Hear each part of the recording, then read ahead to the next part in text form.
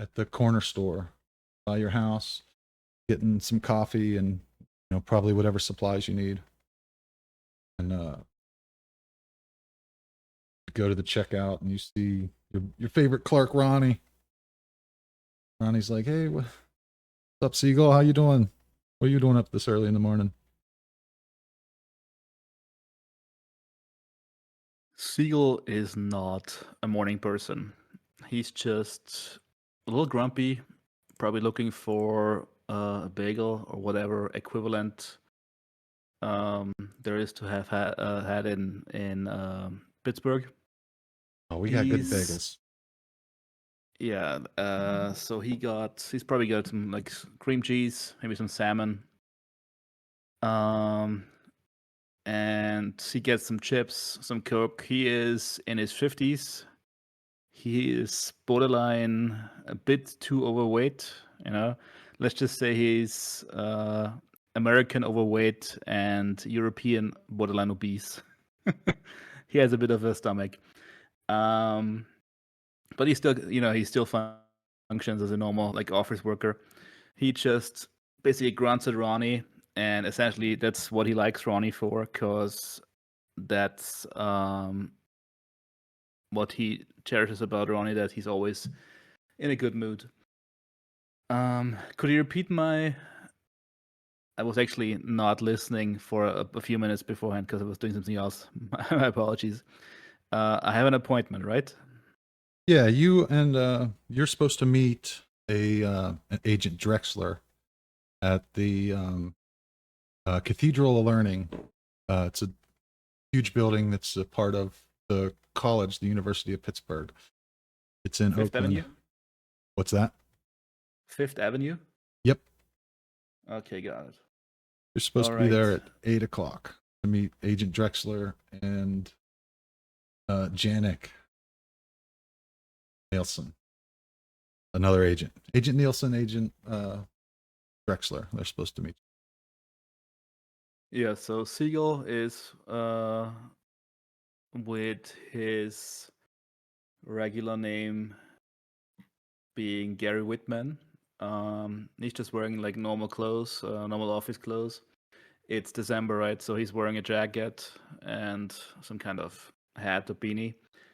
But he's always carrying his briefcase with him, and underneath his armpit, he's carrying his Pennsylvania Gaming Compliance Bureau windbreaker. You know, he likes to switch into it to look more official when he's on the case. So he's bringing that with him, as always. He gets into his 2016 Subaru Outback, which he chose because it has got extra storing space in the trunk for all the gear he likes to bring with him. And he, in a somewhat, as I said, he's not a morning person, so he's somewhat annoyed, but he just merges into traffic and out to get to his appointment at the Cathedral of Learning in Fifth Avenue. Nice. All right. Well, we'll switch over to Janik Nelson. He's currently sitting in traffic, waiting to get through the Southside Flats tunnel. What's Janik doing here? You listening to music? What's your morning routine? You're supposed to meet up with a fellow agent in about 45 minutes. What time is it? It is currently about 6:15 a.m. So you have an hour and 45 minutes. In that case, just rocking out in the car to some music and just essentially just having a bit of fun. Might as well. I've been up for some time at this point, anyways. All right. So Yeah, essentially, it's just having fun in the car, sitting, rocking out, probably being annoying for all the people that don't like being up in the morning, sitting watching a person being like, why the fuck is he so happy? Being like, I've been up for like nearly 2 hours at this point. Yay! Yeah, you finally get to the tunnel. There's a red light. You're the second car. There's like one car in front of you, and the light turns green. Car just sits there, doesn't do anything. A few more seconds pass. The light turns yellow. The car all of a sudden it's like, oh shit, and goes through, leaving you, the first car, sitting at a red light. Well, at least nobody got hurt. Stupid people are stupid. No reason to get upset about that. Yes. As you would know by now, driving in Pittsburgh is pretty dangerous. That People are is just that is why you are always a bit early, because otherwise you're probably late. finding parking in Oakland's going to be rough. All right. All right. Yeah, let's No, bounce it's back. fine. If you park a bit away, you can always do a light jog and be there within the time that you need to be anyways.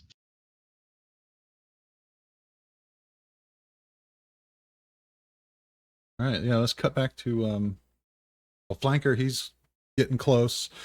You're.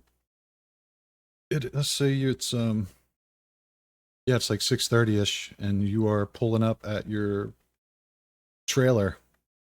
Step out, and you see this like old lady.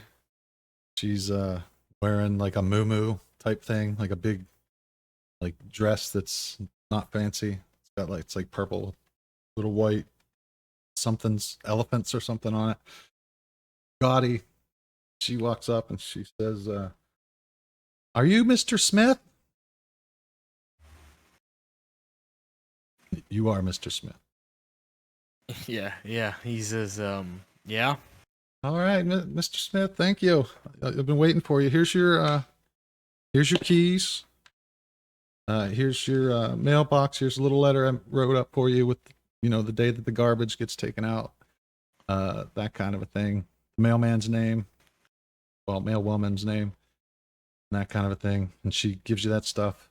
Like, do you need anything? No, not really. All right. Yeah, she walks back. You can see that she like walks across the street and like she walks south and 2 houses down, and she appears to live in a trailer like across the road from you. Where is this? This is in Pittsburgh now, right? Yep. 1 second I here. gotcha. I can tell you exactly where it's at. Yeah, I got you. So your address, it looks like 114 Rebecca Lane. All right, got you. And if that's not it, I can give you the full coordinates. Yep. Yeah, it's trailer in a little field there. Got you. All right. So yeah, so you are supposed to be at the actual office at 8. But so yeah, so we go over to Oakland where Agent Siegel's sitting in his car. Agent Nielsen's sitting in his car. They found the same parking lot basically. There's not a whole lot of parking in that area, but they both managed to find some parking. And they Unaware of each other. They get out of the car and walk to the spot where they're supposed to meet, which is the it's the Stephen something or other. 1 second.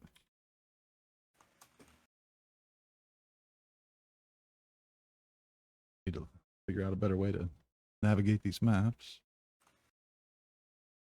Stephen Wright.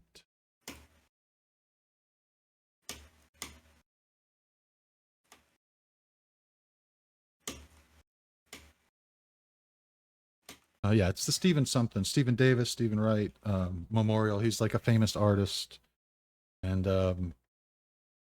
Tom, you walk up to the monument, and I'll find it and stuff for you in a second while you're talking. But yeah, you walk up to the monument, and you see.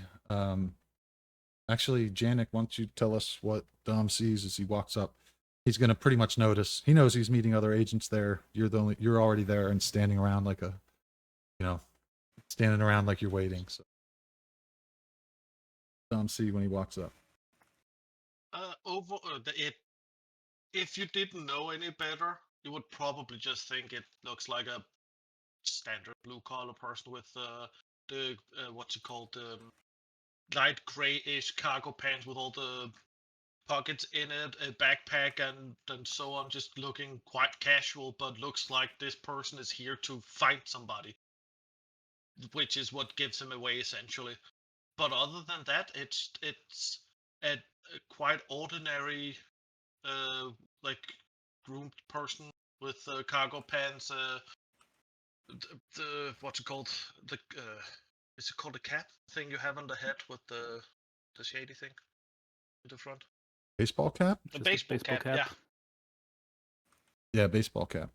Like with the bill? He's just yeah, like just standing there looking around, clearly waiting for somebody.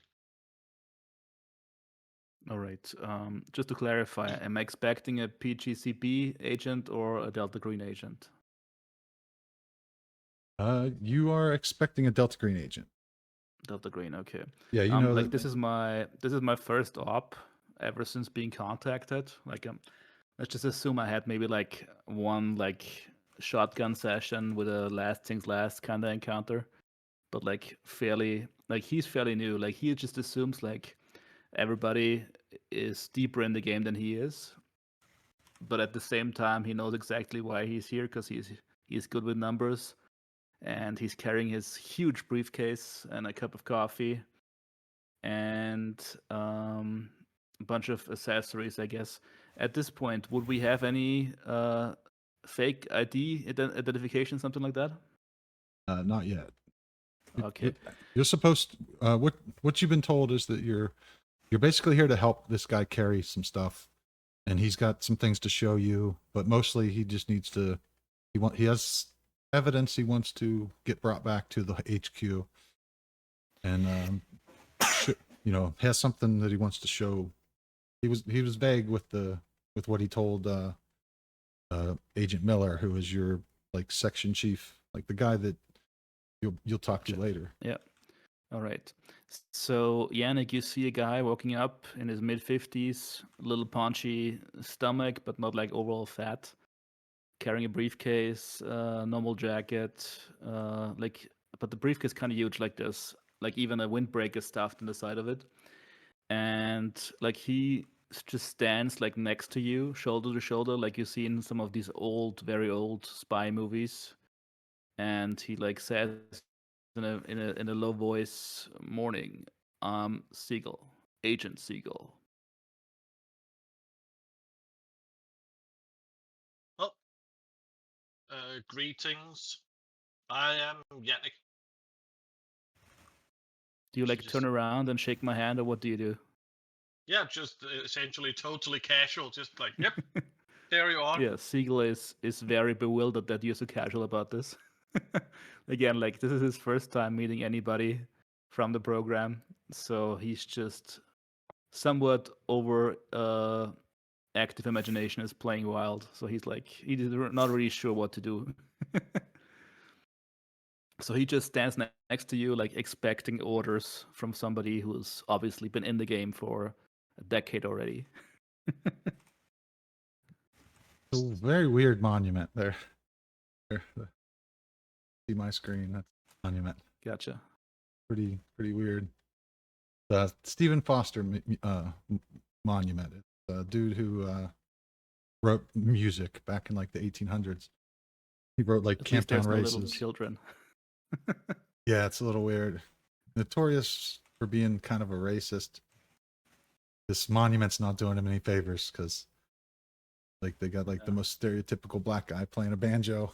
While On he's his sitting. drone. Yeah, yeah, it's pretty wild monument. Well, you So know, yeah, you guys are there, and you awkwardly introduce yourselves to each other, and you just hang out for a few, waiting, and it's yeah, Siegel is like looking around because he expected like this guy to know what we're supposed to do. So he's like getting a little bit nervous, and he's also not that good at like, well, he's okay reading people, but he's just like a bit nervous because his charisma isn't that high. yeah. So it's like 8:05, 8:10, 8:15 rolls around, and you see Agent Mara walks up. What do they see, Agent Mara?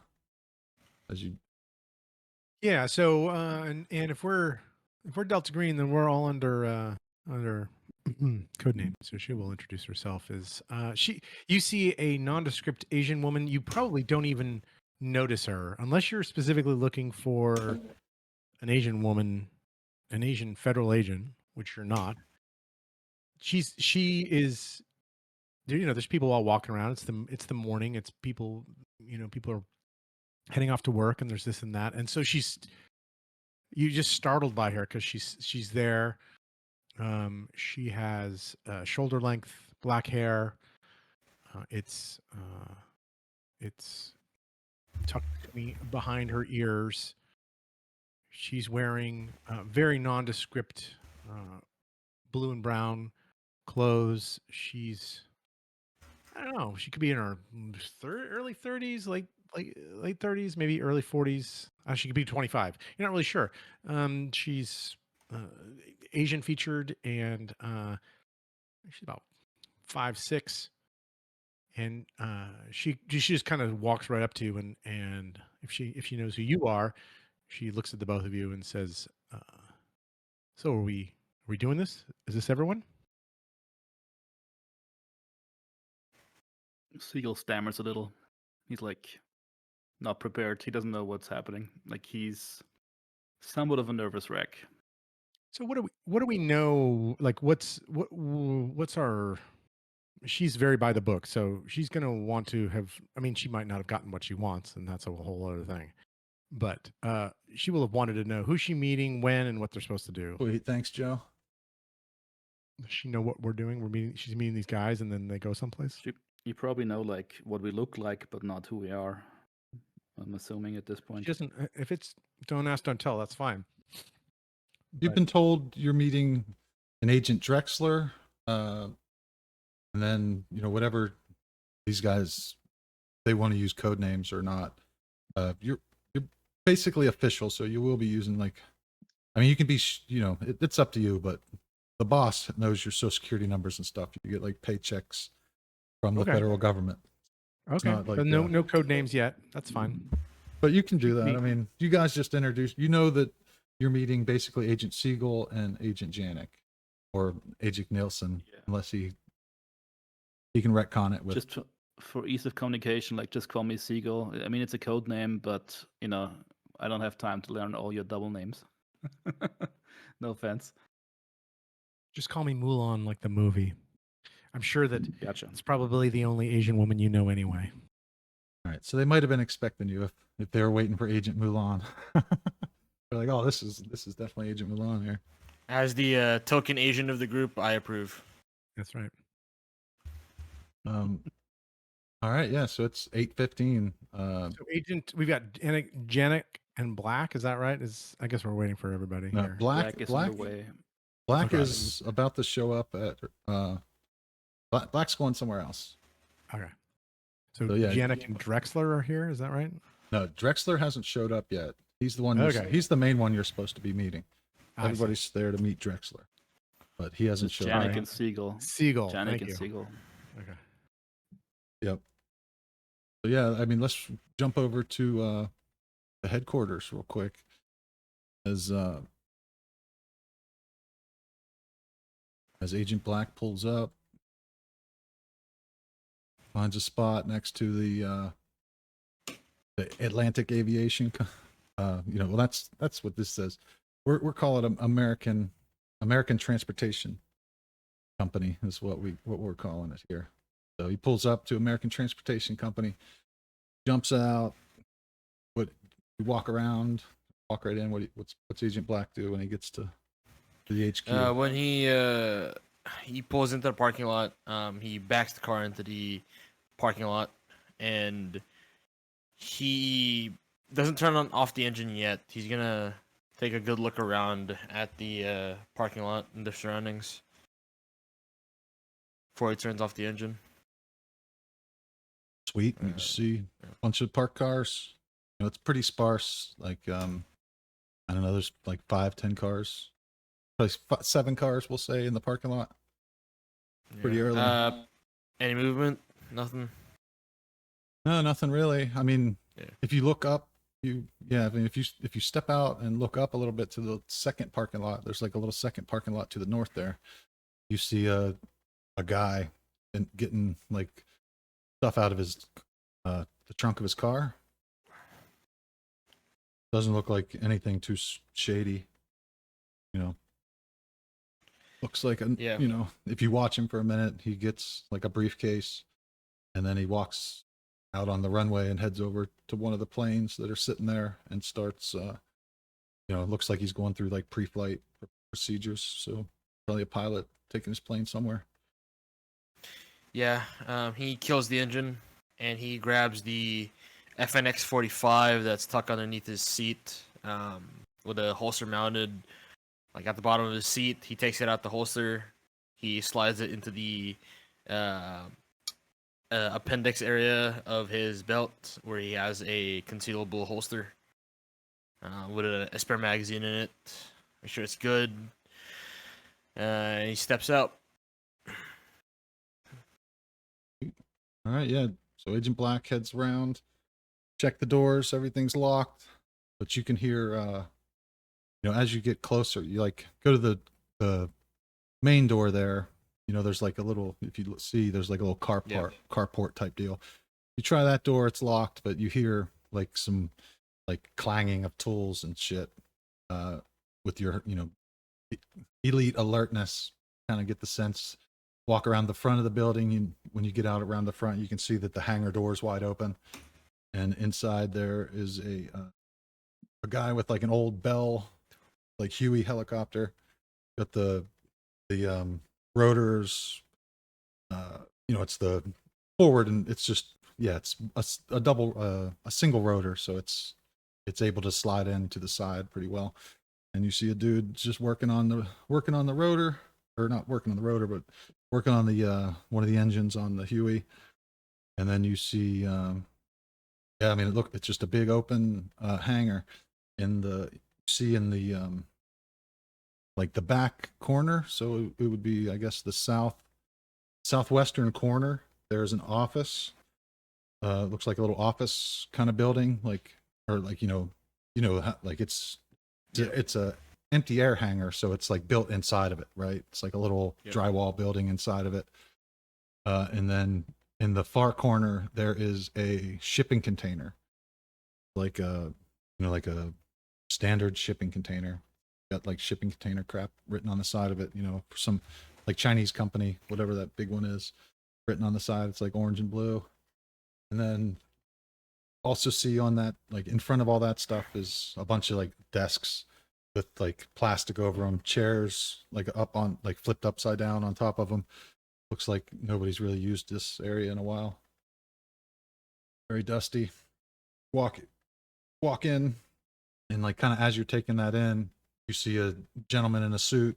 It's like a tall, it's like 6'3", 6'4", slender, you know, kind of built like Bruce Lee, but he's like a tall white guy, you know, like that, like fit, but like tone fitness. Looks kind of like the Marlboro Man, like black hair, like a thick black mustache. He's wearing like aviators, and he walks up. Of course he is. Yeah, and he approaches you, and he says, "Agent Black," you know, from halfway across he's probably 50 feet away, and he says, you know, kind of yells out, "Agent Black." Ticket for one. Oh, He raises an Outlaw. eyebrow. Outlaw, huh? No, I have no idea what you're talking about. we Have a don't nice do day. He turns don't- around, starts walking out. Agent Black. You're in the right stops and place. checks. You're in the right place, Agent Black. I'm Agent Miller. Nice to meet you. And he'll like close the distance and give you a handshake. He looks at the hand and looks back at him. What kind of fucking mix-up is this? I don't work for you. Seems like you do. Still holding his hand out. Shake. It's like, I heard you're the security guy, Spec Ops. You're our operator, correct? Among other things, yeah. And he picks up the he shakes the hand. All right. Oh, nice to meet you. Nice to meet you. Well, yeah. I mean, have you heard anything? Like, what do you know about your job here? Yeah, you know the usual song and dance. I don't know jack shit.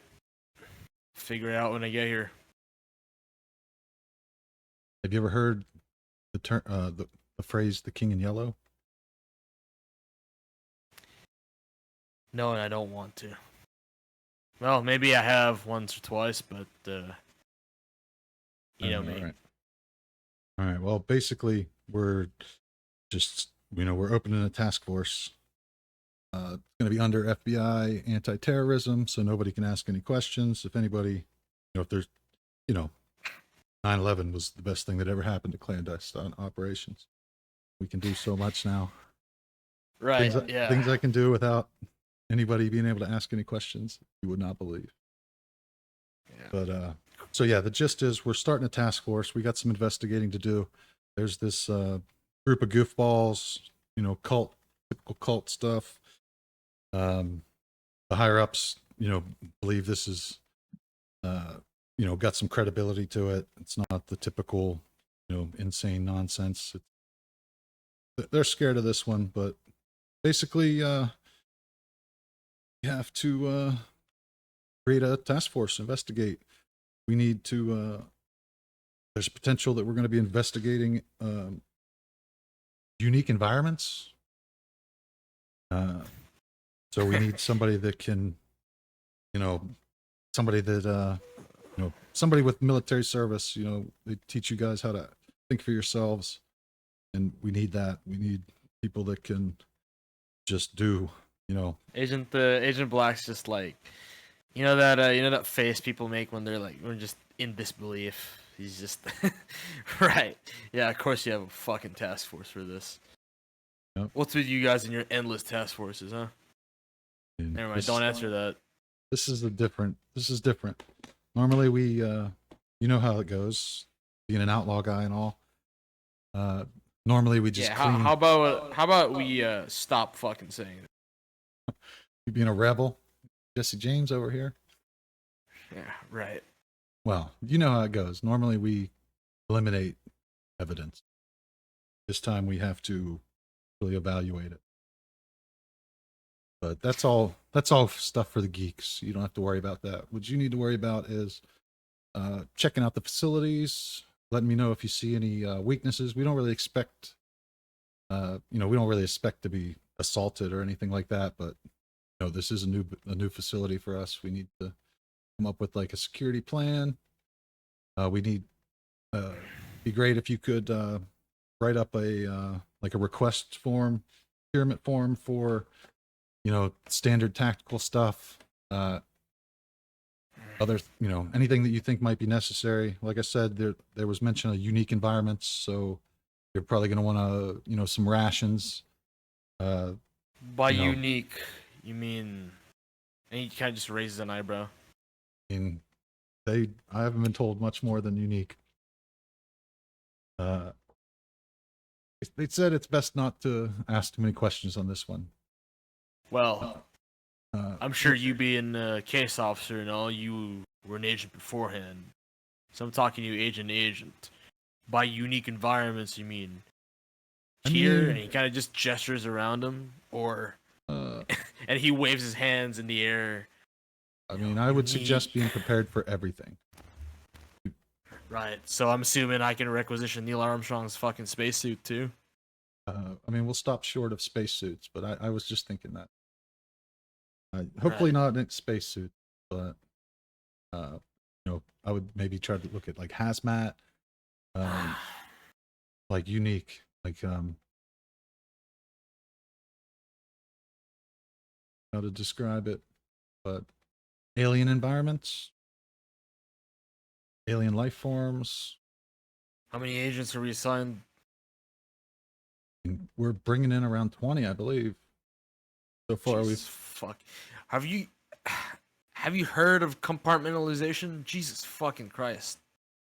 Well, Fucking 20? that's Are you? You know what? No. that's No, why you're here, hey, my man. You are the compartmentalization. If anybody gets out of line, you need to put them in a very, very small compartment, 6 feet under. Yeah, right. 'Cause that's all we're good for, huh? Scapegoat. God fucking damn it. But all right, yeah, you know what you need to do then. Whatever. And he'll like show you to he'll like, wave over to the mechanic that was working on the helicopter, bring him over to you, and he'll, introduce you to Rob. Rob, you show him around, show him the tunnels, show him the warehouse, all that crap, or all that stuff. And he's like, sure thing, boss. He kind of waves you towards the back of the building. And we'll cut over to the Cathedral Learning. Everybody else, it's now 8:20. You are still just standing there, waiting. So I'm waiting for Mulan to move. Like, she's now my superior in a way. I guess the Are we question is, waiting? Are we still waiting for Agent Drexler? Was that the thing?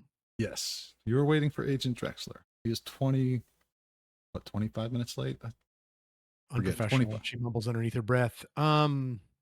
She's going to so she's trying not to have all of her alarm bells go off. Does anybody know how to contact this guy? Negative. I don't even know who you guys are. Well, that's fine. Yeah, well, let's say you all had each other's number for your like burners. So yeah, you guys all have Drexler's burner number. She'll just call it. Gotcha. All right, it just rings and rings. Beep boop boo. Leave a message after the beep. Yeah, it goes. Yeah, it rings like however many This times it account does rings. not have a functioning voicemail box. If it's a burner, probably. Who knows? Oh, I forgot it's Oh. 2018. You can just send a text. My bad. Yeah, no voicemail. Yeah. No voicemail set up. It's got you after when it you get the message. It's like the user does not My brain- have voicemail. Yeah, my brain set was up stuck or in whatever. 1997 from my last campaign. My bad. Well, I propose we wait, and she checks her watch until 8:30. Do we have an appointment at this place? We're Uh, supposed to be across town at 30 minutes ago, 22 minutes ago. So No, she'll you're- wait for Agent Drexler until 8:30. If he doesn't show, then she pulls Yeah, the plug. You guys are right where you're supposed to. You're supposed to be waiting for Drexler. He's supposed to take you in Just to the lead- building. Okay. Oh, this is it. Right, we're here. Yeah, you're here. You're where you're supposed to be meeting. Sorry. You've been Oh, just okay. waiting for the fourth gentleman, who was he's the one you're supposed to be waiting to talk to. Like, Do we know anything other than we're waiting for him to talk to us? Do we know where we're going? Do we know anything? nope. You probably assume the college. It actually, yeah, it says like Professor Drexler, so you assume might work at the college. But I guess the question is, how long are you going to wait? Want to do? You could call back to the section leader The and see, handler. because yeah. he's the one who told you guys to be Let's here. wait till 8:30 and then call the handler. We'll do that. Right? Yeah. 8:30 comes along. Call the handler. I do. Sure. If everyone's looking at me, she doesn't wait for people. All right. Yeah, and the phone picks up. He's like, "Hey, Agent Miller here." Yeah, Agent Milan here. Sorry, Agent Lee. Our scheduled meeting with Drexler is a no-show. Drexler didn't show. Did everybody else show?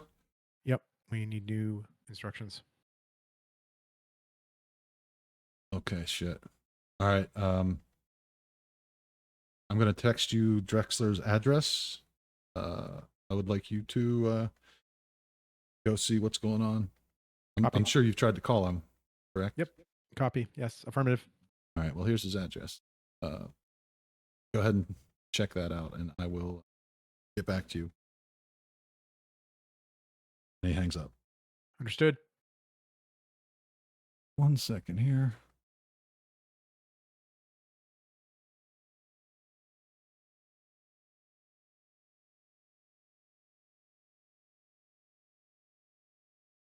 Okay, so I don't know exactly where this is. So we're just going to say that you go to the you guys go to the address. It's not very far.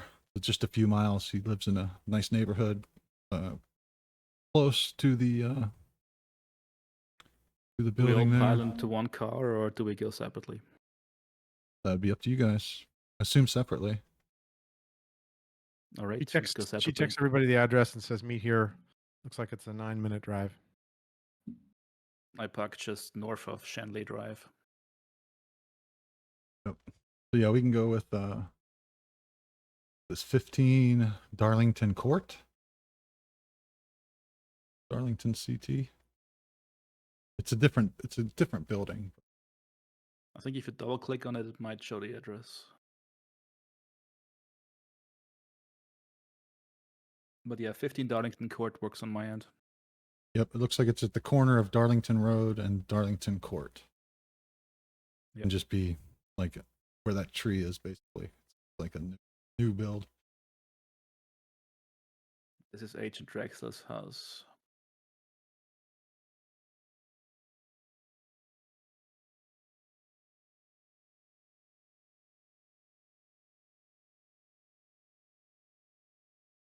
All right, yeah, you guys show up to the house. It's like a modern, really modern looking house.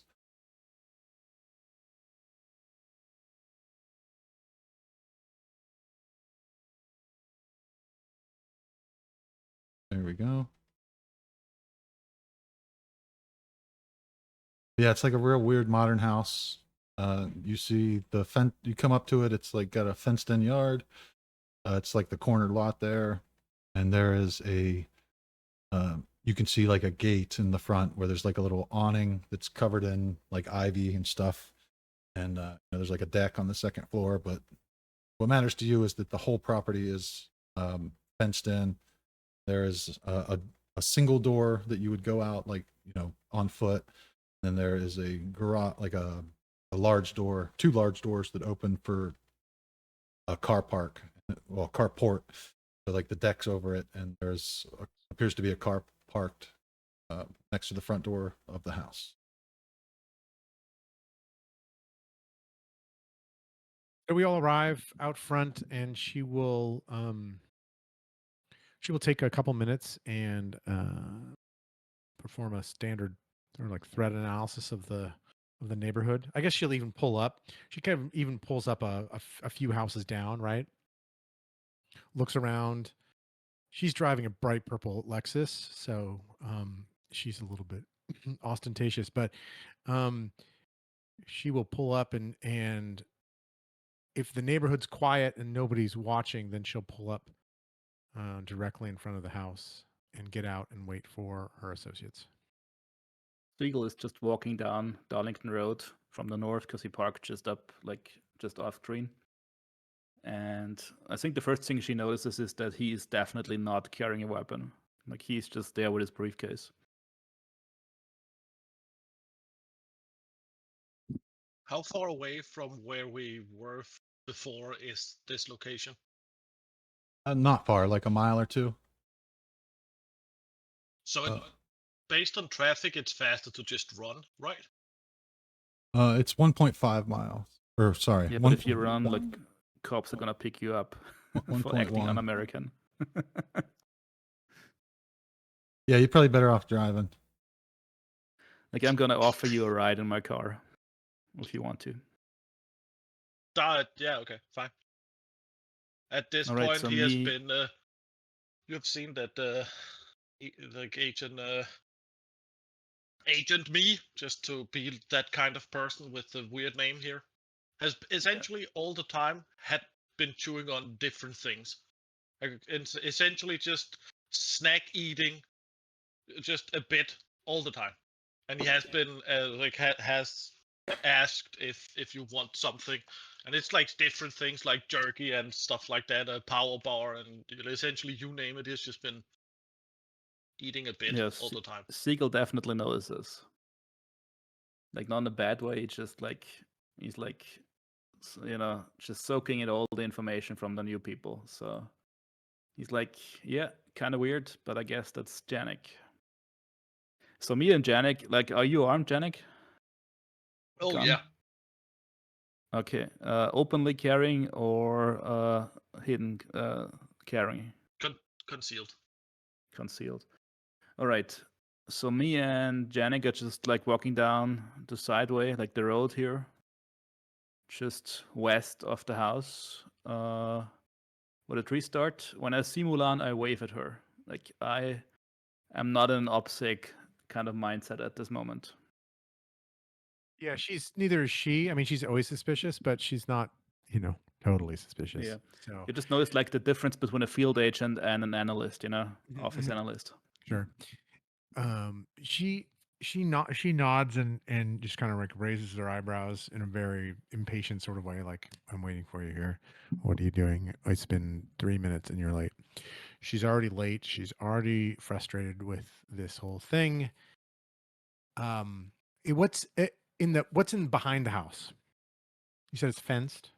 Behind the house is fenced, and it butts up to the. We'll say it's like where that tree is, so it butts up to that yard to like 5301. Mm-hmm. Yeah. So she nods it. I think so. Which one of you is carrying the briefcase? Siegel. Seagull briefcase. Janik, she looks at you and she says, do you mind staying out here and keeping watch? No, it's fine. I Okay. can do that. Any particular thing you want me to look out for? Well, hopefully, no. Just in case something happens. She kind of rolls her eyes in a yes. She softly rolls her eyes. She goes and she nods at Janik and says, or Siegel, and says, "Come on," and opens the front gate and heads up to the front door. As Right. we approach the door, almost like a reflex, Siegel says, I can lockpick. Oh my, she's He just says it like a sentence, Oh my like God. something like the weather is nice. He just says it like that. just she holds her hand out like, just relax, okay? Like the guy's just late. Maybe he's hungover, and she knocks very loudly on the door. No answer. She tries his phone again, and she pulls out her flip phone and enters his number, and then she kind of like puts her finger to her lips to say, "Not that you're making noise," and then she kind of like puts her head up against the door, right? So she's gonna dial and ring it, and she's trying to hear if it's ringing in the house. You hear a very faint ringing. That's when she looks at Siegel and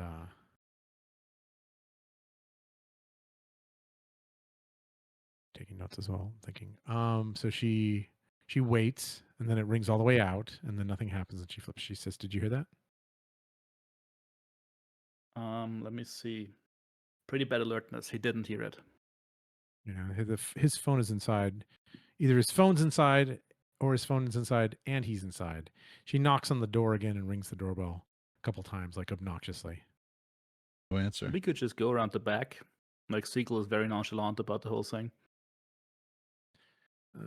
She narrows her eyes and kind of looks around. How covered is this? She reaches. She sticks her hand in her pocket and surreptitiously pulls on a plastic glove. She's got like an endless supply of them in her pocket, right? She's got these long hidden pockets. So she pulls out and then she reaches out and she just tests the front door. Is it locked? Front door is locked, and when you pulled up, you would have noticed that the fence around the back and on the sides is solid, but in the front, it's got little slats. Probably so you can see out the front windows. But yeah, you would have more cover if you went around the back. Well, let's go check the carport. So she walks over and looks into the car that's in the carport. Siegel is struggling to get 2 latex gloves out of his briefcase. He's clean. He's, Car he's looks. got his briefcase down. He's opened it all the way, and it's like those paperwork, and It's she's like stomped he's like off half already. open, and papers are Right. trying to like spill out, but he's at the Nice. same time trying to get something out. Car looks clean. If you try the door, it's locked. Okay. She tests the hood? Is it warm? Is it cold? Has it been used recently? Nope. Seems cold. Been sitting for a while. She goes to this. You said there's a carport door. There's a back door. Okay. Okay. Let me check well, that. Yeah, there's a back door. You can see that in front of there's windows, a lot of windows. Yeah. So Yeah. you can she'll see put it- if you look through, you can Yep. see like the dining room table and stuff. Like from when you're checking the doors to the car, you can see there's a window directly in front of the car with the dining room table. You know, there's curtains, so you can only see like a bit in the bottom, but you don't see anything moving or anything like. Nothing sus. So she'll go to the back door and try the back door. Back door is locked. What's her? Actually, she'll ask Siegel. I presume he comes. Yeah, Catching he's up. following him. What's your vibe on this op? Should we be taking our own initiative or checking it first? Better safe than sorry. Make a quick call. I can still like while we do the call, I can start picking the back door. Sure. She'll ring her handler. Hello, Miller here. Lee again. I'm at Drexler's house. His phone is inside. He is not answering. Doors are all locked. We can investigate if you want. Yeah, definitely. Gain entrance to the premises and investigate. See what's going on here. His premises can't come. He has a lot of what we say? He has a lot of like compromising materials and whatnot. Yeah. He is a professor. He's a historian, so he's probably got a large library in there that we can't allow to fall in the hands of his daughter, which I know his family. I know his daughter. You can't find that stuff. So yeah, go ahead, make access, and do a cursory investigation, see if anything looks like foul play is involved, and then go ahead and go. You can within reason. You don't have to call me for everything. Just get to the bottom of it. If you can, figure out what we need to bring back here. We were already supposed to bring back, he's been brought in because he knows a thing or two about the subject matter that we're, exist to investigate. So, see what needs to be brought back here. See what happened. First of all, hopefully he's fine. But in this line of work, if he's not fine, do you want me to call, or you just want me to deal with it? Yeah, just deal with it. Get in touch when let me know when you know something. If you figure out that, let me know if you find out that something happened for sure. Okay. Foul play was involved, but you know the rules. Don't do anything crazy. We do have, some heavy backing on this, but we need to stay out of the limelight. We only have a finite amount of cover-ups and stuff, so try not to involve law enforcement or anything like that. You know what I mean? Keep it between us. But thanks. Later. Click. She hangs up and nods at Siegel and says, "Yeah, go ahead." And then she'll walk back out to the driveway where she can see Janik, and she'll do her cool little bird whistle, catch his attention, and then she'll nod and gesture for him to join him. All right, so Siegel puts down his briefcase, opens it up fully, and gets out this rather big old school calculator. And he holds a certain combination of buttons at the same time. And a little compartment springs open on the side. And he takes out his lockpick set and puts on his gloves, pulling it very tight, making sure he's covered. and then he starts working on lock. I got a 60 in lock picking. Is that sufficient, or should I roll?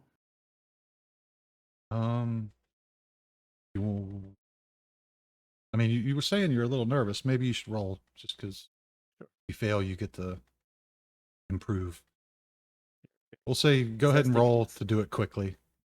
Fail, you'll still get in, but it'll just take you like another try, and you kind of embarrass yourself. I have to put up with my sighing and I'm rolling my eyes at you. Yeah. So go ahead. Let's get a roll. He's so used to that, like he can outsigh you 9 out of 10 times. And he failed big time. He's like very nervous because Mulan is around here. Yeah. Yeah, Mulan she comes notices. back and she's expecting you're already done and you're just getting started, and she's like, "Oh, Yeah, he's just starting, like finishing putting on the gloves. yeah, that's right." Yeah. All right. Yeah. So marking my failure. you fail, and luckily Mulan didn't actually see it, so you just feel like an ass maybe. And you spend the next couple minutes, and it's a little harder than you thought, but you're able to get the door open. The I make a brown. big show out of when it's open. It's like ta-da. You open the in a door. hush voice. The door creaks open. You're like, "Rrr, rrr," and you can see into what appears to be like a little mud room. And let's switch over to back to the headquarters with Agent Black. So, Agent Black, you there? Hello.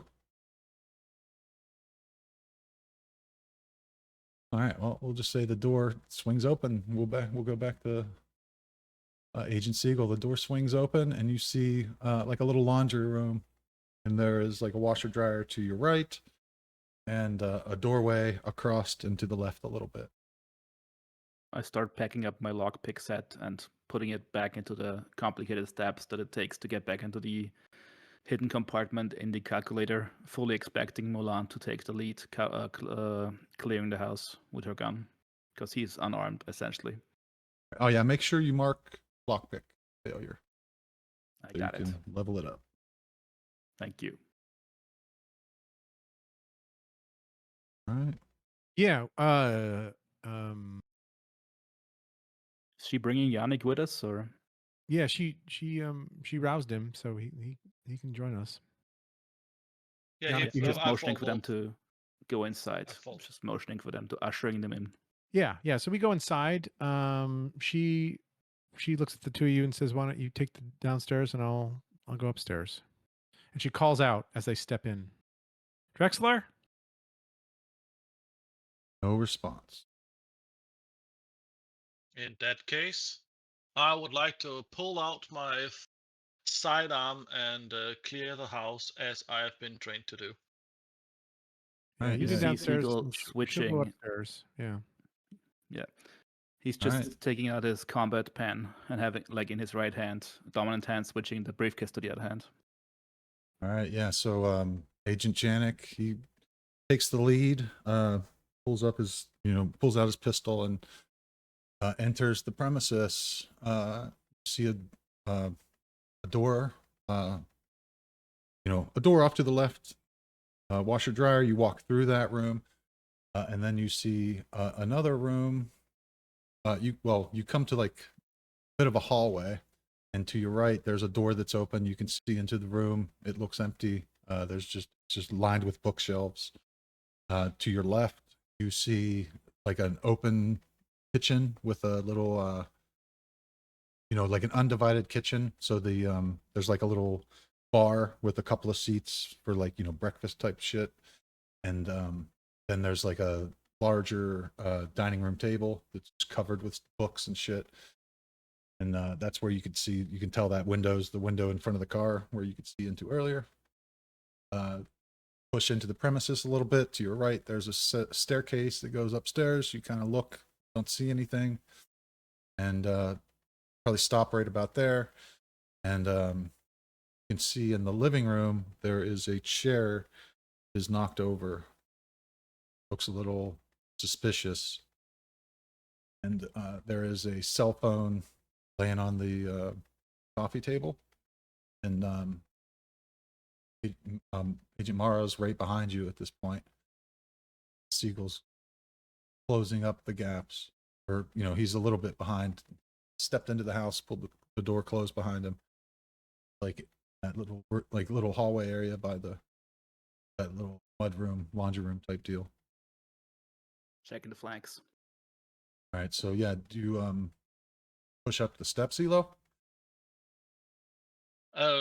If I go through essentially and make sure that every room is clear before we go for any further. So I will have to check what is if there is something behind the chair before I push further in.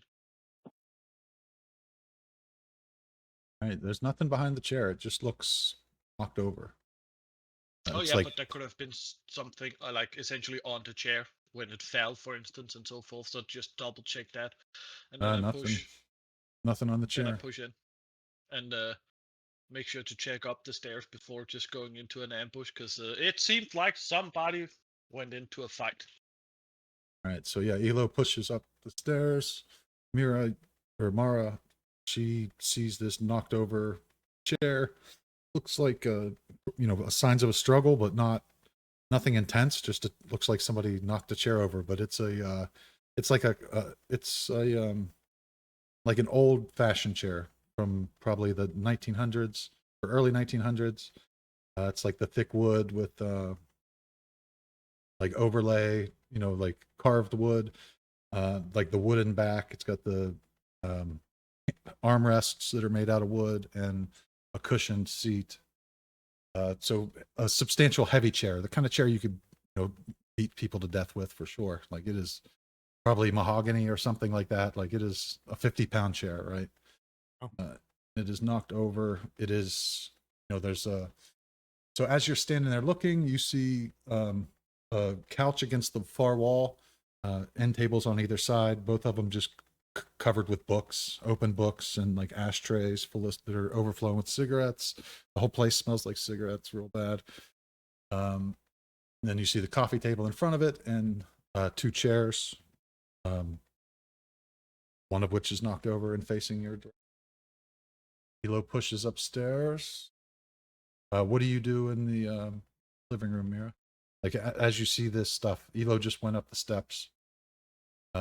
You don't hear any noise or anything, so it seems empty to you. So you're probably not on like top alert, right? Like you have a pretty high alertness. You can just sense that the place is probably empty. Yeah, so she's pulled her jacket back so that she can access her firearm, but she pulls out the phone again, and then looking at the phone that's on the table, she calls it again. Is that the phone? Does it ring? That is the phone. So she'll hang up and she'll grab it and put it in her pocket. Right at that point, I'd say And Elo. And just Oh, so you know, sorry. she's now, without touching them, she's looking at the books. She was told to, and she let everybody know her conversation, right? So she wasn't holding that secret. She let everybody know that he's a professor and historian. Any books or things that look unique or interesting, we want to grab, and we want to make sure, and specifically so they don't fall into the hands of his sister, whatever that means, and then daughter, and then if we figure out what has actually happened to him, we call. I feel like Siegel would be motioning for her to like cover Yannick, and he would start like doing the search down here. All right. Yeah. So you come in, you see the first thing you would probably see is the same open door that Janik saw. And you see a room that's just got 3 walls covered in books. And if you step in, you'll see that it's just 4 walls, wall-to-wall books. Out in like from where you were standing, you could also see the dining room table. It's like half of it's covered with books, the other half is covered with like notes and books. Like it looks like somebody was working from one side, and the other side is just piles of books being stored. But one side of it, the closest side to the side to the center of the room, looks like somebody was working there. Can I Good. Can I use accounting to see if there's any books that are especially worn or not worn at all? You can see these books. Some of them look brand new, for sure. There's like new books. There's old books. Some of them look to be 200-300 years old. There's one really big one that you looked at. It's looks older than it is. It's just a like an old Bible from the 1800s. But there are like hundreds and hundreds of books. It's gonna take Alright. a long. It's gonna take probably a day or two to like go through and look at every book. But as far as looking for stuff that sticks out, nothing's stuck out yet. You want to give me like a search roll? All right, we'll do that. I like rolling dice. Success. See here. The roll. Search. Oh, there it is. Sorry, 44. Nice. That, my friends, is a critical. Sorry, I hate it a bunch of times. The 44 was just the one. 44 is a critical success on a 50 search. All right, Meanwhile, sweet. Yannick is Critical. getting eaten upstairs. 2 greats. All right. So this is going to take like a while. So it's Elo, do you want to give me a search roll as well? And then we'll use these first bit of the. Yeah, and I'm gonna have this is David. Dave, I'm gonna have to go in 15 or so minutes. So you can, if you want to put me into a space where I'm either searching or reading or off screen, is totally fine. All right, perfect. Well, yeah, I mean, there's tons of books to go through. So do you want to head up the going through the books? Then you can definitely have some useful information by the next session. Okay. We'll say, you spend like the whole day basically going through the books. Yeah, so we determine that no one's in the house. We search the basement. We search it from top to bottom. We use our special ops, breach and clear tactics training to make sure that there's nobody hiding. Yep. And As you if go through and right inside the front door, you see there's like a little table, and on the table there's a glass bowl, and there's a pair of like car keys, house keys, all that stuff sitting there. There's also a University of Pitt lanyard. It's like says, Professor Alan Drexler. If you work your way upstairs, Is it an RFID badge or? No, it's just a regular old regular badge. Okay. I don't think Gotcha. they have great security. That building's going on 100 years old. But yeah, if you want to, okay, so you had the crit success. Let me go ahead and like talk amongst yourself for a second while I figure out what those 6. Yeah. I feel like out of character, maybe Mulan just sends Yannick and me back to base after she like sets up her spot right here, working sort What of do you guys through want to stuff. do? I mean, she's absolutely a control freak, but me, I am not. So I want to give you guys. I know, but like for story purposes, might be nice to have like her control freak behavior, like push the other 2 agents out, so we can continue with the It could story. be the And flip you side, just right?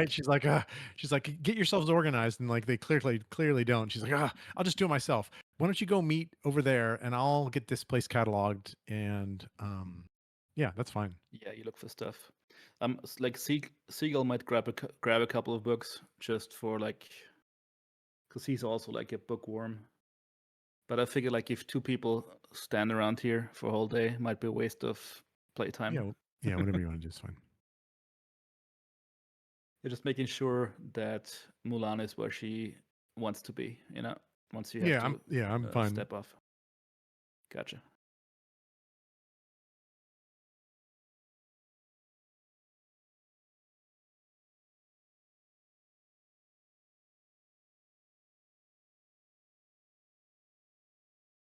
All right. So yeah, you upon investigating a little further, you find a chair, or where the chair's knocked over, you see a coffee cup like on the ground as well with spilt coffee. All right, so indications of a struggle. Some indications of a struggle. You see a in the far corner of the living room, there's a large like a glass curio cabinet type thing full of books. Looks like old, nice books in there. But yeah, if Agent Milan, if you like sit down and start going through the papers and stuff, you'd see that there is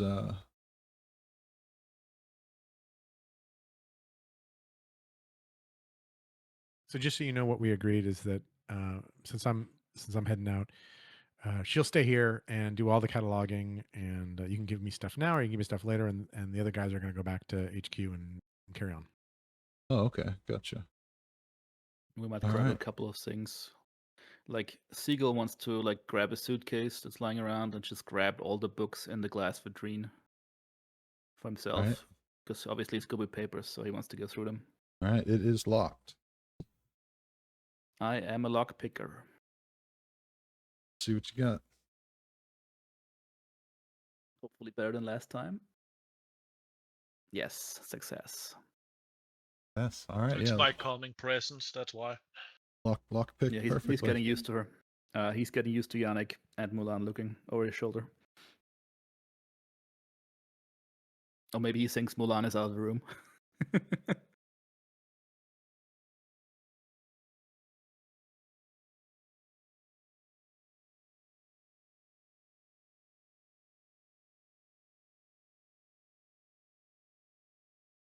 Oof, I should definitely need to set my notes better. Here we go. Okay, yeah. So you open it up. And if you start looking at suitcase? the Or the What's that? briefcase. What is he opening? Oh, the the book. glass vitrine. There's a Oh, yeah, glass okay. vitrine Yeah, with a good. bunch of books in them. Good. yeah, you see that you pick up a book. It says The Key of Solomon. Looks very old, and if you like open it up and look, if you know what you're looking for, you would notice that it's a first edition. So very valuable book. You grab another one. It's called the Magus by Francis Barrett. It's another like old book. I know that one. You look at it, it's first edition.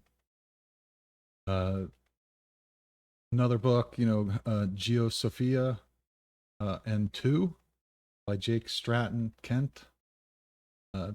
Looks like a newer book, but it's a first edition. You look at a few of them, nothing looks unnatural or like extremely occulty, but if you flip through the pages, these are like occult books, but as far as you know, they're like pretty common occult books. Like most people would read these and just think they're fiction. Like, there's a copy. It says, you find a first edition of The King in Yellow by Chambers, and that's the first like strange thing that you find. But you would also know that lots of people have this book and they just consider it a good book of fiction. Gotcha. Yeah, I just like if it's just 4 or 5 books, I'm just gonna grab those. Maybe put it in a garbage bag, Yep. for easy carrying. You do see pick up one more book, and it says on it the Necronomicon. Duh. And then if you look closer, you see that this is like a modern book, and it's if you look closer, you see that it's the Simon edition, and this is Necronomicon that was created based off of Lovecraft, right? This is this is not the Necronomicon. This is the Necronomicon that random people read. Like Okay. it's the mundane Necronomicon. The one that we can buy in this world.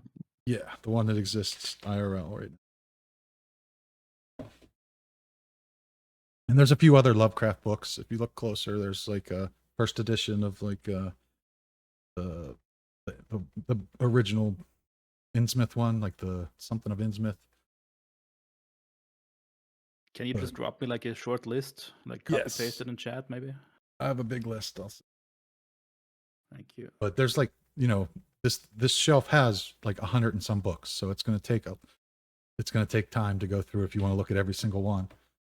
Just give me like a handful, and I'm gonna leave the rest for Mulan to find. As long as you don't mix if it up. this is her and we always experience see on this, something. she's going to be sus. And if she, the house is empty except for us. Fine. Got these books, and Siegel's looking at the books. That's fine. And then it's like, So he's down there, and it's like, okay, this is, and so she's going to, and maybe she can get Jenix help, but like, Ernie, I was told to like, he's got some special shit. If this is not the special shit as um, then she's going to enlist Janik to search the house for any, safe room, compartments, secret desk, drawers. While Siegel is rifling through all this stuff, she's gonna, because she was told that there's actually legitimately valuable stuff here. So We cut the Janik upstairs. He was sweeping. He would notice that there is 2 rooms that are just wall to wall books. There is a like a art studio where he has like an easel and a bunch of paintings. On the easel, there's a painting that's looks pretty fresh, and it's just a big spiral, and then like little spirals all over the place. Next to the easel, there's the place where he keeps the paints and stuff, with the little palette thing, and there's a notebook there. If you flip through the notebook, it's just pages after pages of like spiral doodles of spirals. And there's rooms full of books. And there's a room, if you go into the bedroom,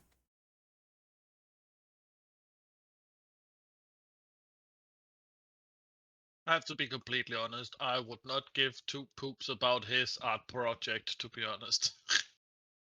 right? Yeah, when you go into his room, you see that his wallet is sitting on the nightstand next to the bed. Still contains his ID, credit cards, like $57. And if you look, $57? Holy Marked moly, down that's 57 jackpot. bucks. and if you look on the bed, you see that there's a book, like open book, face down on the bed. So when I get back downstairs and Agent Mulan starts trying to enlist me in finding more books, and I can just, there's 2 big rooms upstairs with a lot of books in it, and a book on a nightstand upstairs as well. roll I her brought eyes his and wallet downstairs if you want to look at it. she'll flip through it, and if there's nothing suspicious there, she'll go upstairs and see what he was talking about. I don't know, is it All right. suspicious that I didn't steal the guy's money? Yeah, I mean, you go upstairs, you see the same thing. The wallet, you see a room full of books. There's the bathroom. What do you want to do? Like, what do you want to What's look the at? book on the bed? Book on the bed. You flip the book over on the bed. Actually, you don't need to Absolutely. flip it over. You can see on the cover. It is the December 9th, 2018 bestseller, Fire and Blood, novel by George R.R. Martin. All right. First edition. Which means it's 2 weeks old. Oh, yeah, this is at the height of the Game of Thrones hype, right? 2018. Yeah. Have they killed the TV show yet? Double So checking. you let me, Dave, know, because I'm going to go in about 5 minutes. Does she have anything else to do here? The guys were going to leave, and I was going to stay here and catalog the whole house. So you let me know if that's a reasonable thing. That's reasonable. Sure. Go ahead and give me. You had a crit success on that first one. Go ahead and give me another search roll. And then, is there anything else you can think of that would be useful that I can use to provide you with like a dossier of information next time you play? That is a failure. I will give myself a checkbox.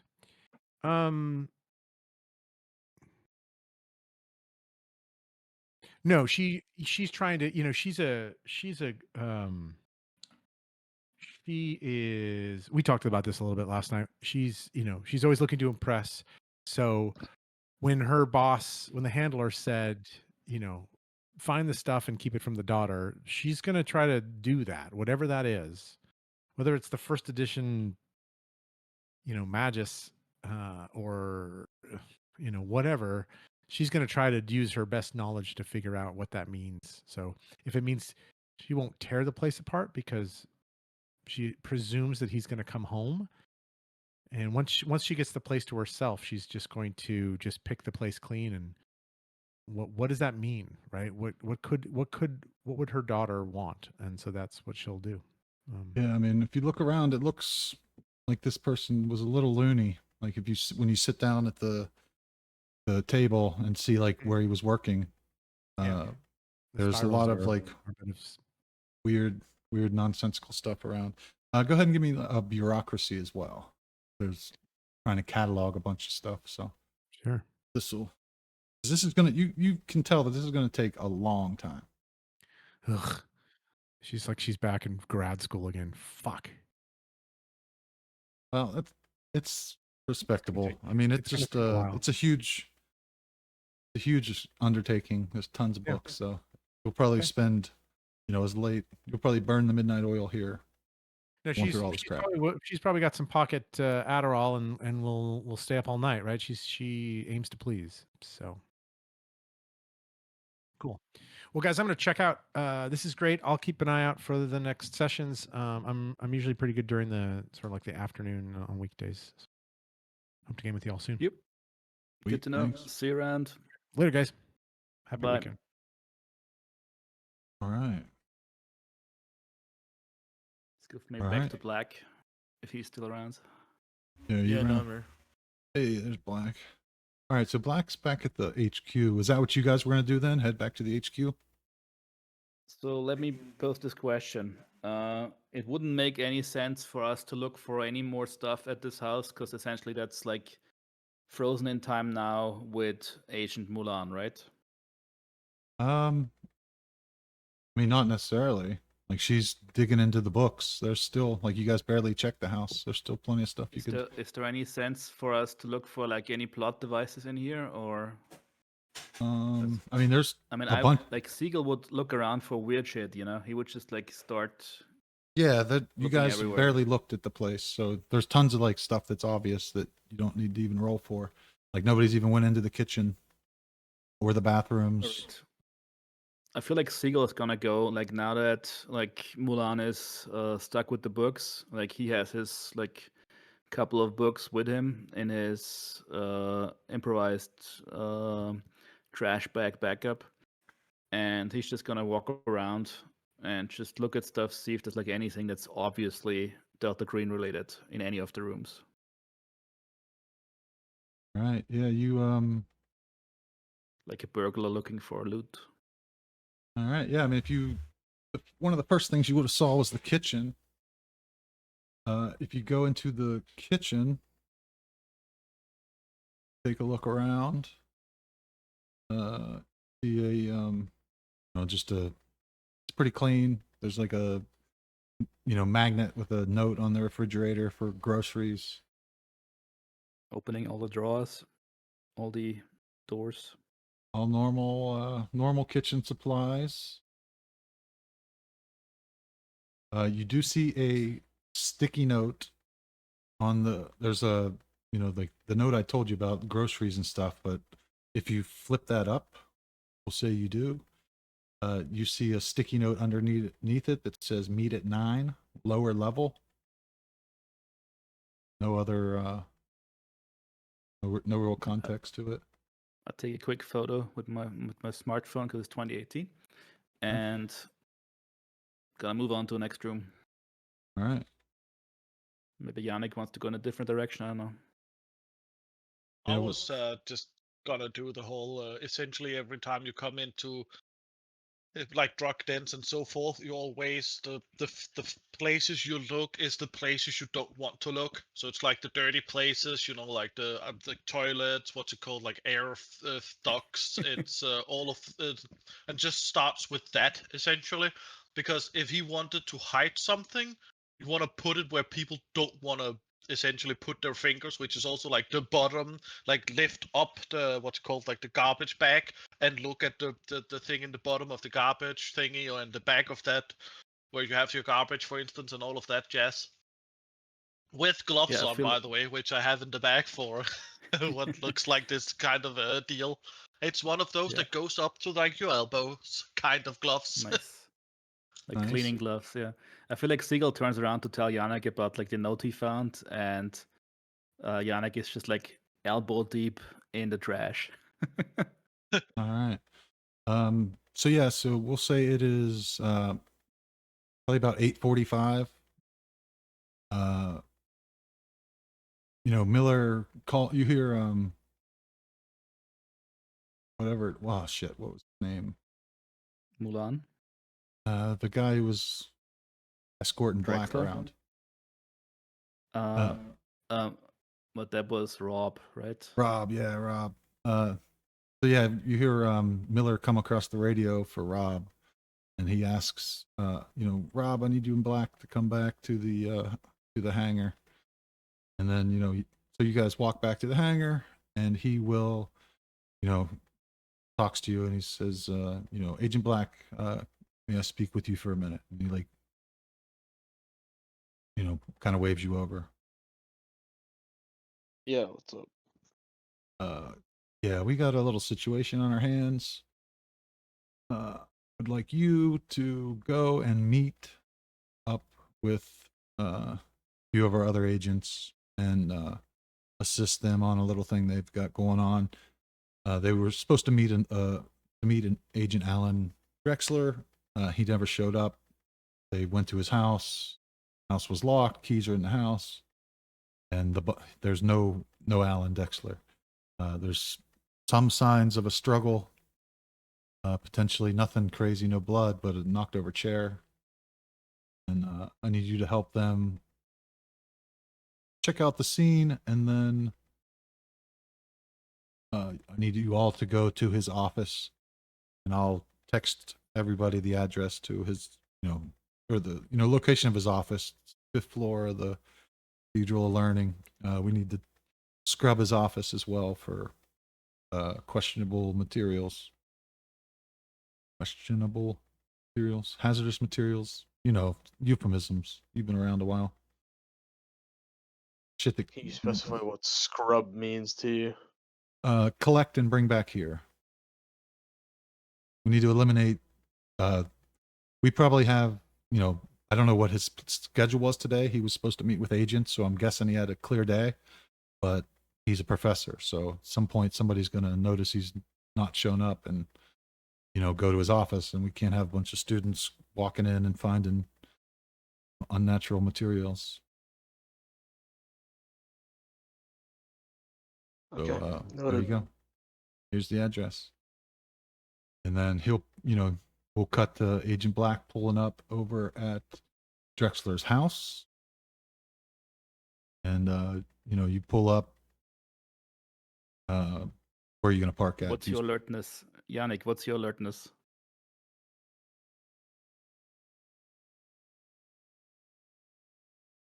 You're muted. 60. Yannick, you there? Sorry, yes. Yeah, I mean, you hear a car pulling up. Yeah. I don't. Agent Yannick, you hear a car pulling up, and you and Siegel receive a text, and the text says Agent Black will be in contact soon, and it says we need you to clear or to gather any materials from the Agent Drexler's office and bring them back to the headquarters. And here is you know, it has the address. So Agent Black, you pull up.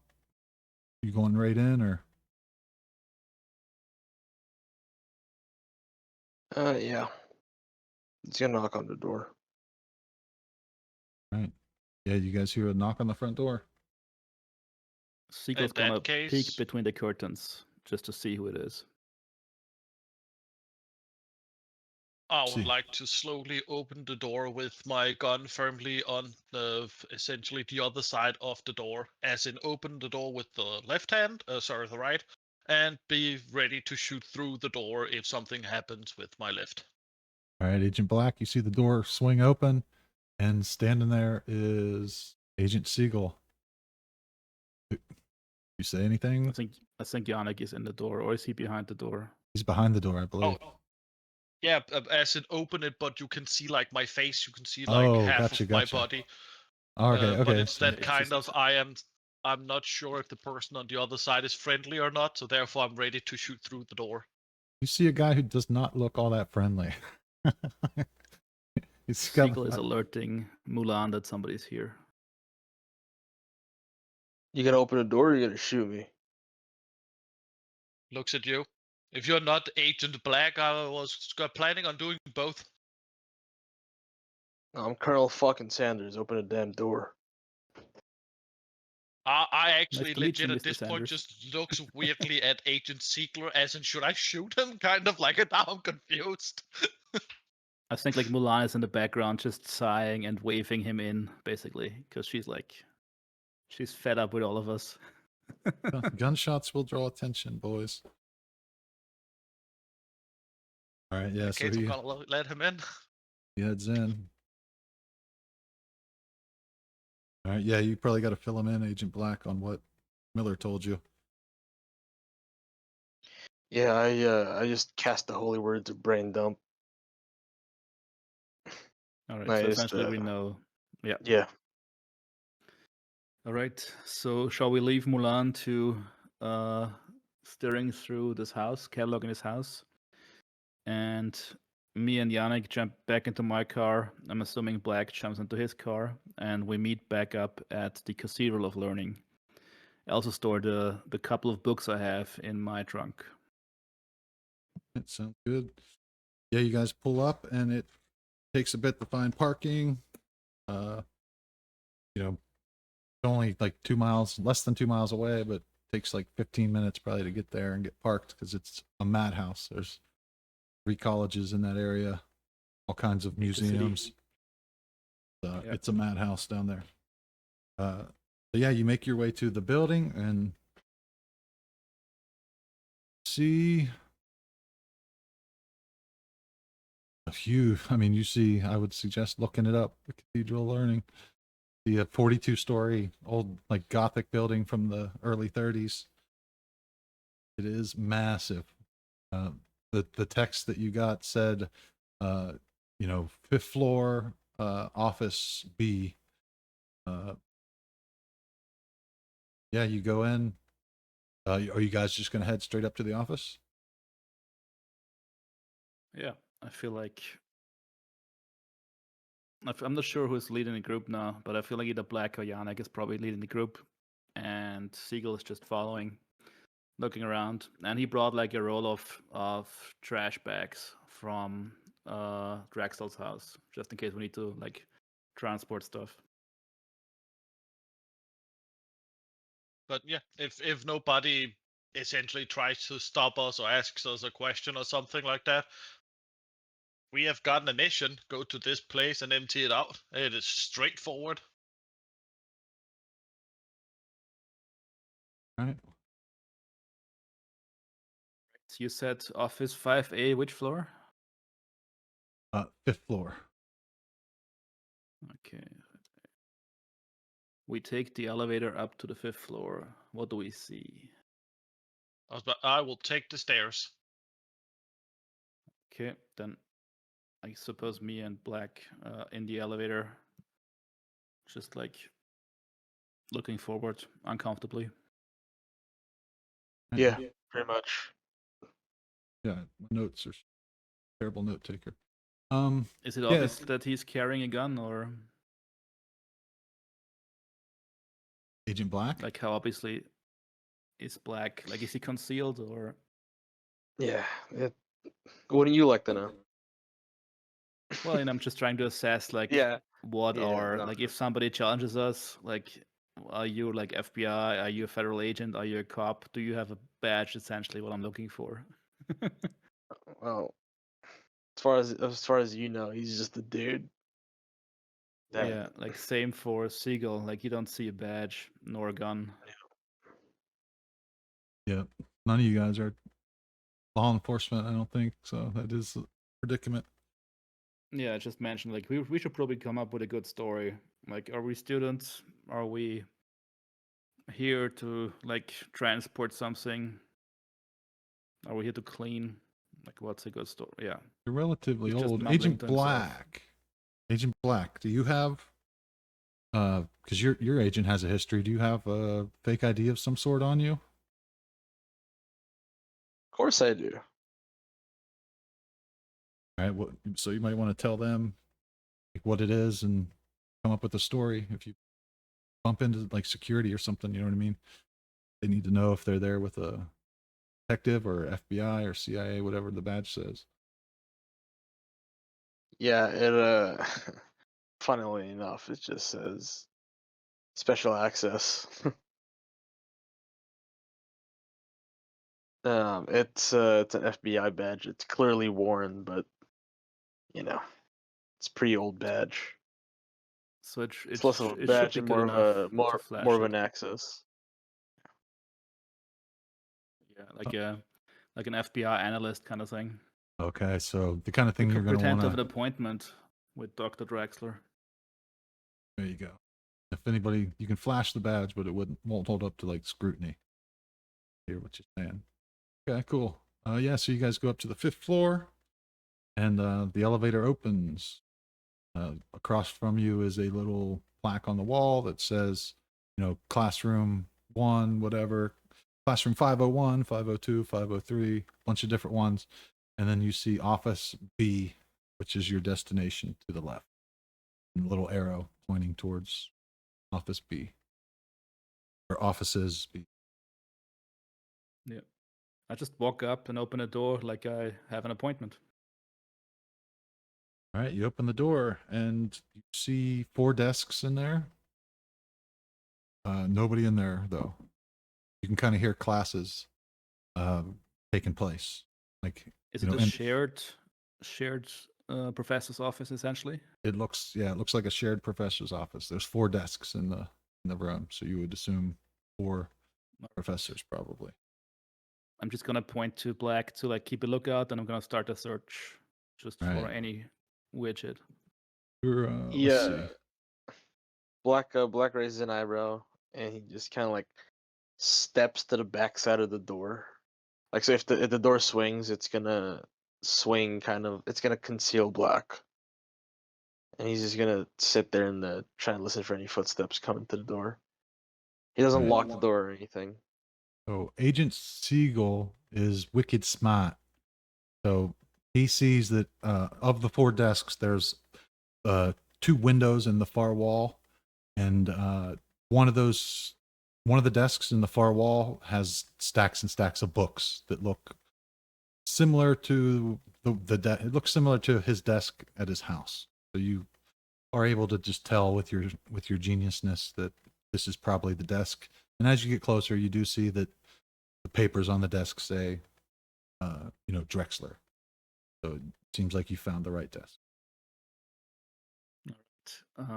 Gonna make a quick search of either criminology or search to find any kind of hidden compartments on the desk other than the drawers. All right. What did you say you were using? Like search? I wanted to use either criminology or search. You know, criminology and knowledge of how criminals hide stuff, or just pure old search on a hidden compartment. Okay. Take your pick. Either or. Go with criminology. Crit success. Nice. You do not find any secret compartment. Fair. All right. Is Yannick here by now? Yeah, Yannick came in with you. He followed right with you. Yannick, you see the room. You see Agent Siegel walk over to the desk and start looking around. You can kind of tell that he thinks that's the one. What are you up to?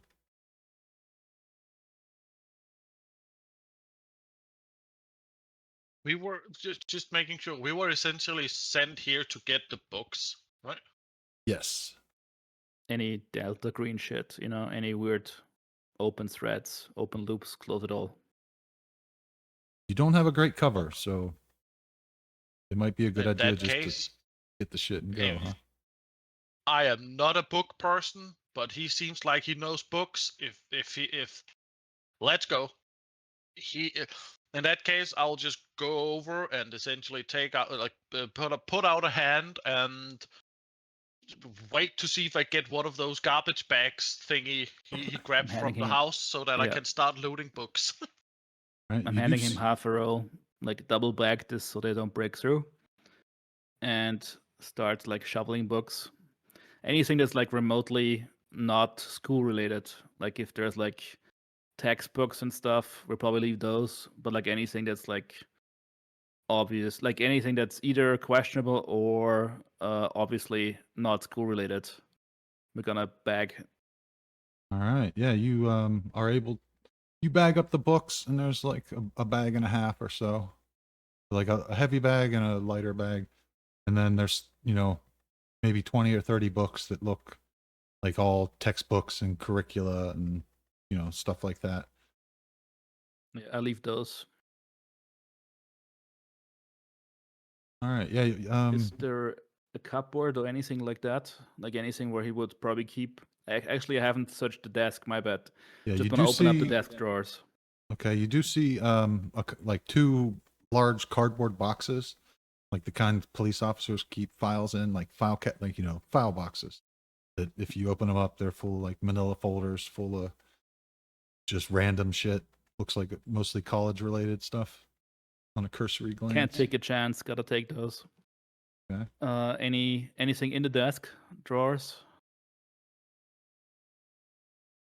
One sec. Open Yeah, it yeah. up, So there's a you portal. find a business card. It's for says like it's for a professor of music, like recording technology or something like that. Like it just says Professor Jones. It's the address is like one of the basement level of the Cathedral of Learning. There's a recording studio and there's a business card for that recording studio. There is Gotcha. a postcard of the Carnegie Museum foyer with a spiral scribbled on it. And there's papers all over the place with spirals scribbled on them. Looks like this guy was going slightly insane to moderately insane before. Like, I believe you have a little bit of psychotherapy. Yeah, you have enough psychotherapy to know that the guy seems like he was being a little obsessed with the spirals by the time, as of late. Yeah. Uh, You said Carnegie Symphony Hall or Carnegie Museum. museum? Okay. Yeah, Yep. I'm bagging those. You find a ticket to a masked ball at the Frick Fine Arts Building. Ticket, masked ball, Frick. Are you sure it's Frick? Frick? Yep, Frick. Fine Arts Building. He's a Which date? No date. And it's like looks like some avant-garde type stuff. No date, no address. It's just like got a little like picture of like the old masquerade ball, like the old masquerade Okay, so- masks, Might have been like just some kind of what's the word when it's not really functional but more for decoration. Yep, could be. All right, y- are we done with the desk? You find an old picture of a pit classroom. There's an older man standing in front of a chalkboard. Part of the picture is scratched off. This is like one of the old, like this is like a picture from the 80s. So it's printed on like, it was a developed, you know what I mean? Not like a modern picture that's laser printed. So it's like Gotcha. a developed picture.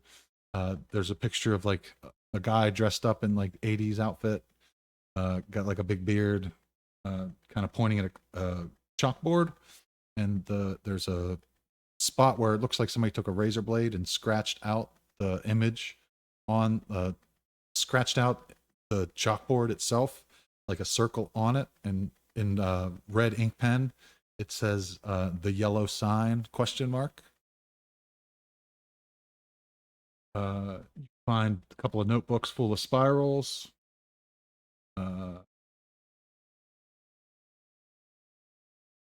And do you want to give me a search roll to like, are you skimming through these books as you're going through them, or are you just piling them in a box or piling them in the bag? I'm bagging. I'm just continuously bagging anything that's clear. Like, I'm just leaving stuff that's clearly like school related, like textbooks and student papers. But anything that like looks like it might be like, for example, if I have the Manila folders, we gotta take those because one of them might have something in them, right? And we don't have time to look through them. So we just bag. All right. Yeah. If you guys talk amongst yourself for a minute, I gotta find some stuff. I believe I have like a picture or a file I need to. I'm curious, guys. What are you guys look like? Black is a spec ops guy, so obviously like firearms demolitions and stuff. You Like, don't know what's the your skill set? you don't know Black Special Operations. You can assume that, yeah. Like above the game. I just want to know like skill wise how well we are represented here. I mean, obviously I don't know anything about Black. But like me, the player, is curious if any of you have high persuade or high human stuff like that, maybe. Wouldn't call it high, but I have it. Like how much roughly? 40 and 30. Okay, so my persuade is oddly the highest because I like to persuade with like papers and stuff.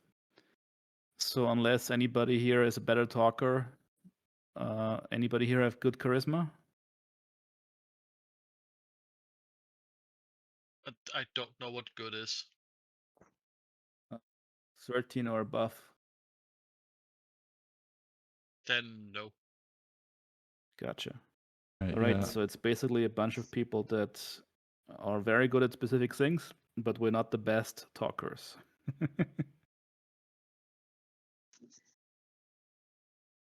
I do happen to have a high persuade because I spec'd into it with the expectation of like using it when I have like data to back my argument up, but not sure how to use this persuade in this context if we get caught here. So gotta move fast and gotta grab what we can.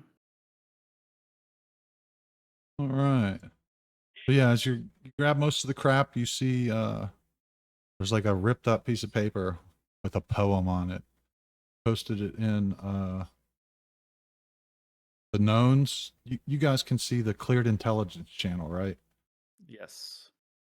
Okay. So All right. let me edit this Is real it- quick. If you want to tell the other people about it or save it for later, it's up to you. I don't think we have time, but we would have like we would discuss it in the car once we hit the car. But like right now, it's not really something that I would mention. I would like take a mental note that it's there, but I wouldn't like show the others at this point. All right. 'cause Found in we're just Drexler's bagging desk. today. Sorry. All right, cool. worries. Yeah. If it's smart, just to be in a hurry, you don't have a good ID. Might want to remember to run that by the boss and get some fake IDs. This is Totally. learning experience I'm a- here. Not having This is a my first op. I Yeah. thought you guys had. this wasn't supposed to happen. This guy's supposed to be there, right? Yeah, we gotcha. Yeah. What else is in here? Like a cupboard, or did we finish the desk? Yep. You found 1 second here. There is. You found a note. This is just sitting on the desk, covered with, like, you see a notebook that's got a lot of spirals on it, but it's kind of bent to, you can see where the last page he was working on. And post that in there too. You might want to wait to read that till later. Okay.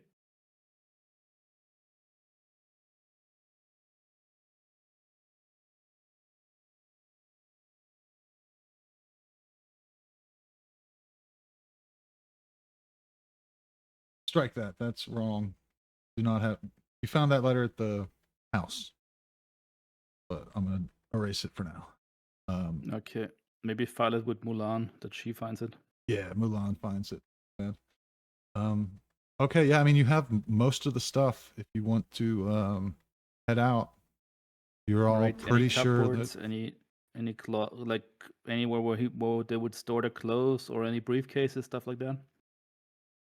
Not that you can tell. There's a like a little pins by the door where there are a couple of jackets hung up. If you want to go through Right. them, they both appear to be a female's. I feel like it would motion for one of the others to like go through the jackets while I bag stuff at the desk. I think Black's right by the door, right? That would be a yes. Yeah. Be at the door. You want to go through the jackets while you're there? Yeah. Give me a second. Let me switch back to my PC. No Yeah. worries. Yeah, you can look at them and tell that they appear to be a female's. They're probably not his. All right, yeah, he's gonna go through the jacket. Nothing really. You don't really find much. You can look at the size and the style and tell that they're like a woman's jacket. So probably a couple female professors who came in. Like if you look at the other desks, there's a half-drank cup of coffee on one. So Do they have they have calling cards? no calling cards. If you want to go through their desks, you can maybe find some. Are there names on the desks? You don't have to tell me. No names on the desk. No. Okay. Like no name pads. I mean, if you want to go through it, you can find their names. Yeah, But you could also just call and find their names probably as well. Come back with a. yeah. No, it's all good. But yeah, nothing really of note. The other three desks are like clean and tidy. Not really much like personal stuff. It's like, if you open the drawers, there's like, post-it notes, erasers, pencils, that kind of a thing, but not a lot of. Yeah. There's no security on the room, so people wouldn't leave stuff. That's important here. Unless you like traumatized by the yellow sign, obviously. Well, yeah. I'm gonna shove the carrying boxes into Black's hands and grab the lighter of the two trash bags because Siegel's not in great shape, and motion for us to let's get the fuck out of here. Yeah. You guys head out. Let me get. You want a stealth or? Let me get a stealth and a luck roll, everybody.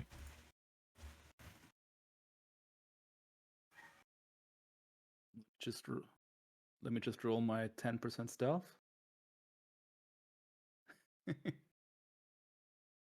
The hell is what the hell? You just bumped my fucking dice. God damn it.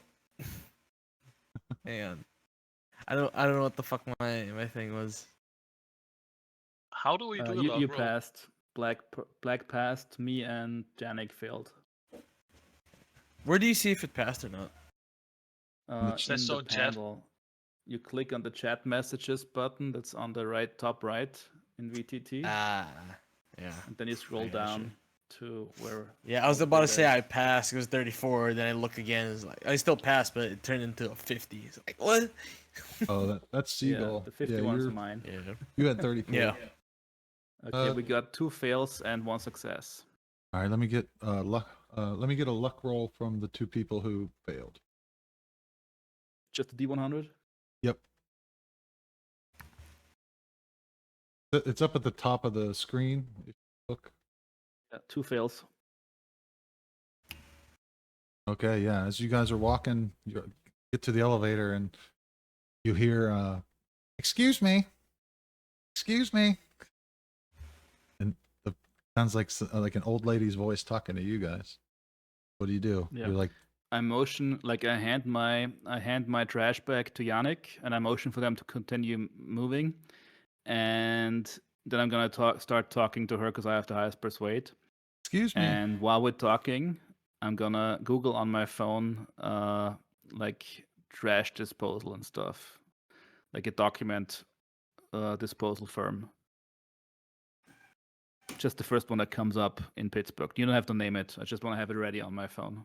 Are you supposed to be here? What are you gentlemen doing? Hello, ma'am. We're with, and I'm just gonna show her like while the others get into the elevator and start like going down. I'm just gonna like show her like the website of a document disposal firm. Yeah, she Like, like we were looks. She looks at your phone for a second and then looks at the other guys, and she says, "Like, excuse me," and she can see that they're just going to continue to walk, so she turns around and like walks away as well. All right. I feel like we put a spring in our step and get the fuck out of here. All right, Like, yeah, she like was she like how old was she approximately? probably 55 ish. Okay. So yeah, if you had to guess, you'd say she was the one to call security or something. Yeah, like feels like this is one of those situations. Yeah. I'm gonna say, do you think we should go like ground floor, or do you think we should go like basement and find a different way out? What do you guys think? While we're in the elevator.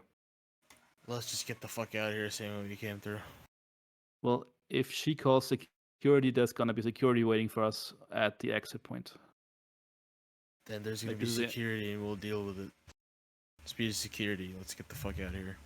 Oh, we gotta come back here, so like, can't really kill. Yeah, I didn't say we'll kill it. Let's just You go. guys hear ding, and the doors open. Ground floor, Gotcha. doors open up. See just a All huge right. 3-story open, just gorgeous room. There's students everywhere. People sitting on the floor reading books, doing shit in laptops.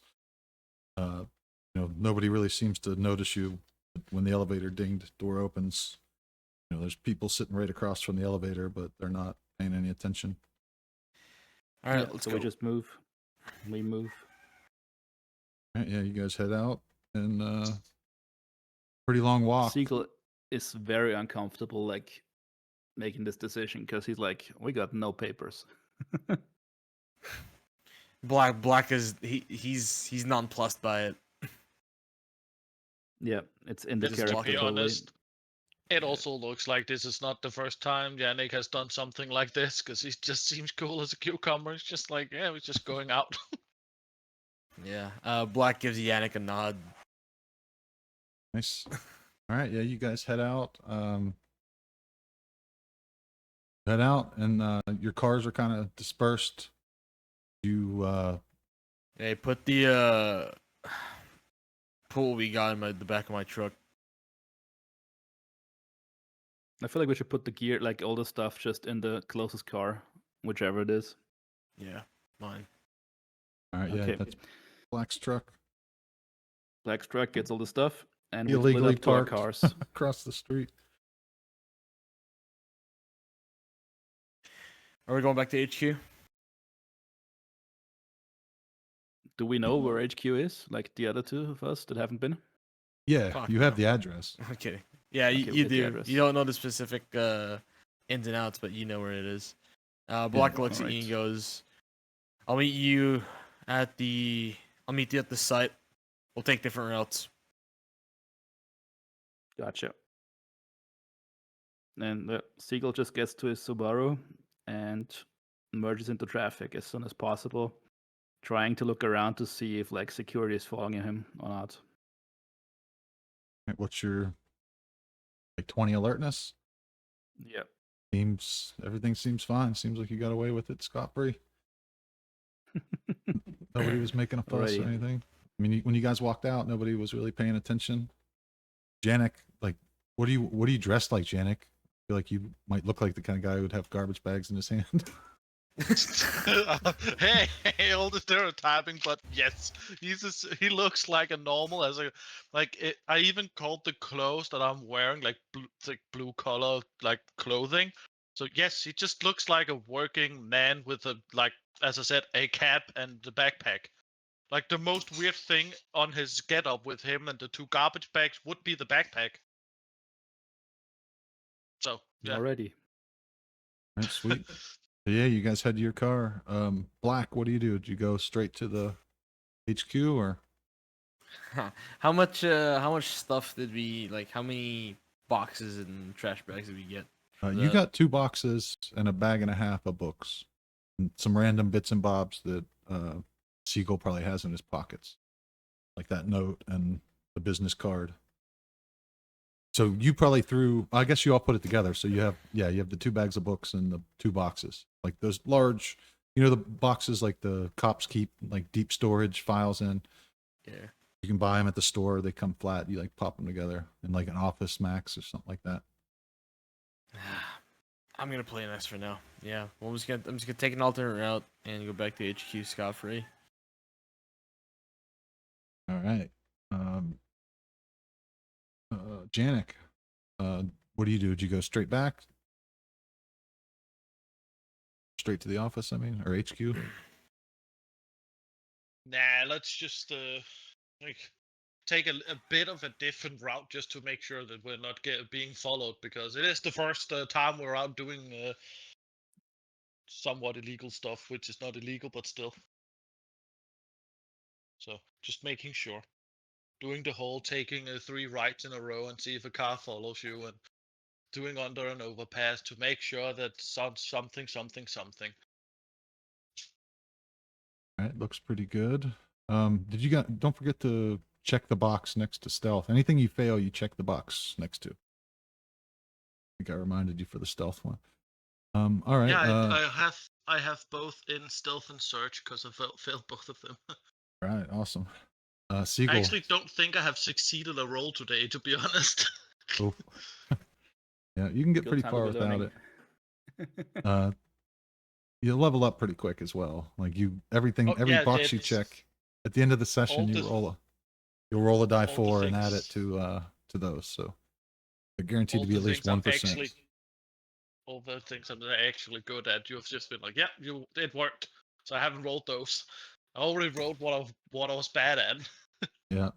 Can I mark alertness for having failed it? I don't know. I don't know. Didn't really roll it. Yeah, just kidding around.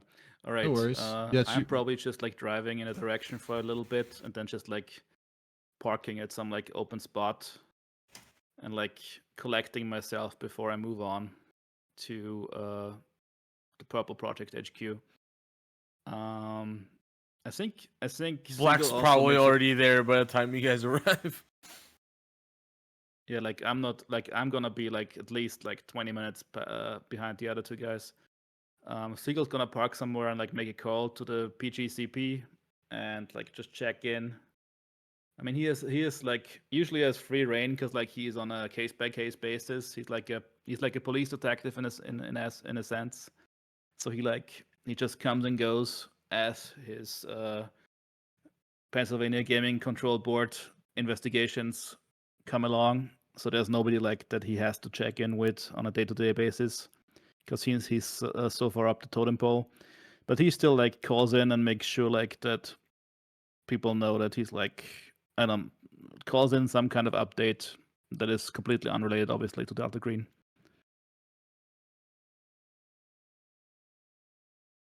All right, sweet. So yeah, we'll say what time is it?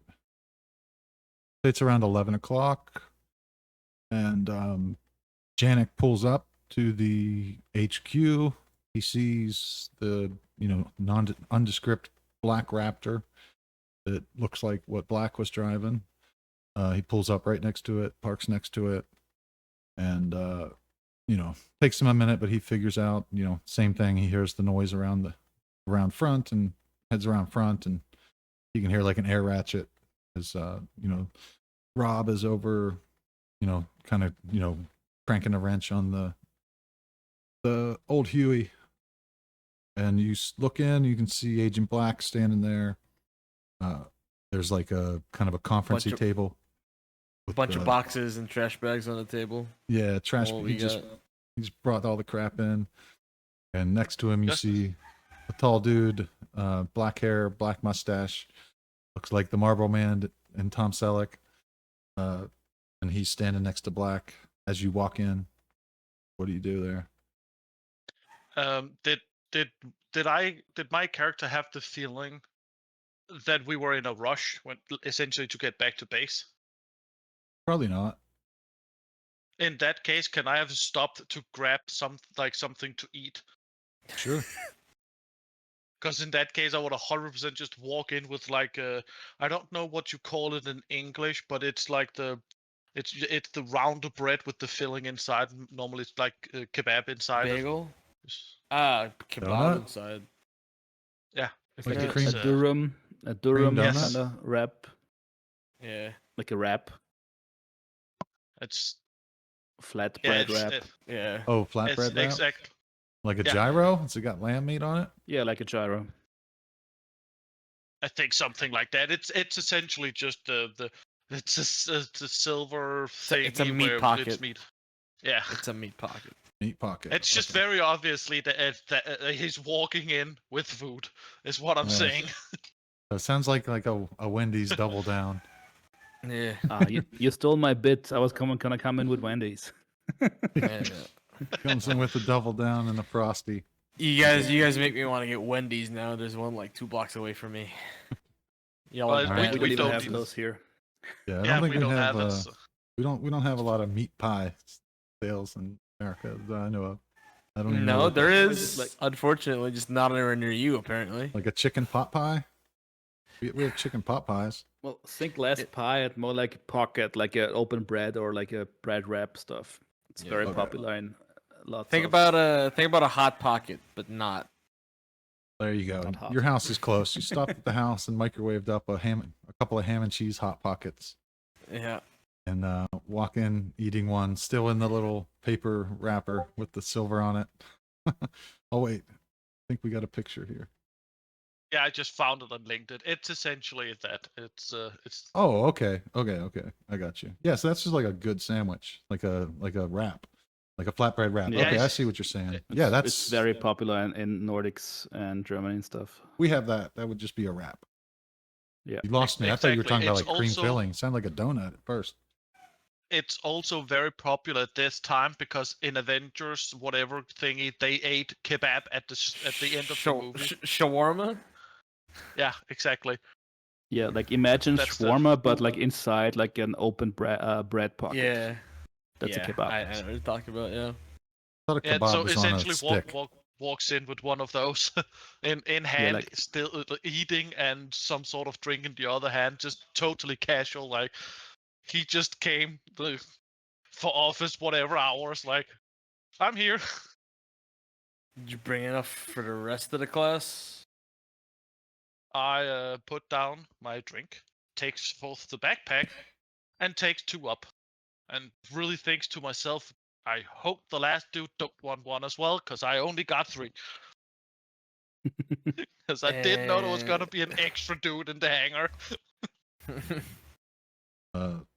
Yeah, Miller's like, I'm not hungry. Thanks. Success, eat- as I put it away. I don't don't like- say success, but I don't eat ethnic food. Siegel, and Black, you guys Siegel's- want a free sandwich? Siegel's not here yet. He's like Oh 20 yeah, minutes Siegel's out. not here yet. He's 15 minutes out. He's waiting in a Yeah, line Siegel, for some frosties. Of course you did. Yeah, Black Black takes one of the meat pockets, and he starts munching on it, and he looks at this is Miller, right? Yep, Miller. Yeah, he looks at Miller. He's got a mustache going on, right? Oh yeah. Is it like Magnum PI or Yes, Magnum PI Yeah. mustache. Tom Selleck. Right. Yeah. Oh Except for my Black. god. Chest hair. Yeah. Yeah. Oh yeah. Yeah. Black looks at Miller and he just goes, and he takes a bite out of meat pocket. I could have just ran away with this shit and burned it in the woods, and you'd be none the wiser, right? Yeah, sure. Yeah. So what Times are you? changing, my man. Spook. Some flavor of Fed. I'm Don't try to pull the OPSEC PERSEC bullshit. a scientist Ah, none of the above. for the most part. Is he a Nazi? Like he doesn't eat ethnic food? Immortal Nazi. No, he likes Italian Sorry. food. He's an Italian guy. Gotcha. Yeah, he's He- Tom Selleck. Yeah, to him, even like French fries and hamburgers probably ethnic food. He's into like spaghetti and pasta. Yeah. Uh, So, He's a strange man. he But yeah, sounds fun he's, at a party. Says, you know, times are changing.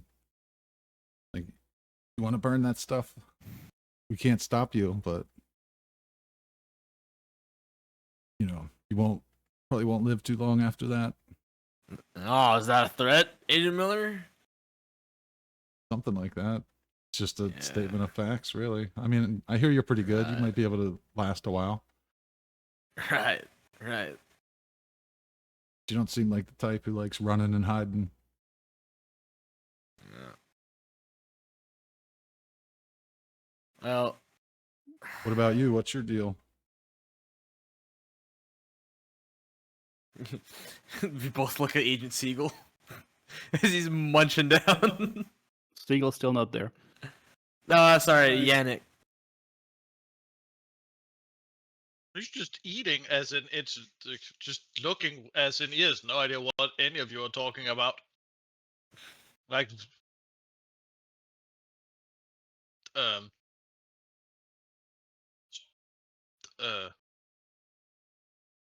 Good sandwich. yeah. Great, like a good sandwich. It's amazing. Just imagine like a little tzatziki sauce in there. It's awesome. But yeah, Miller looks at Janik. He's like, I like this guy.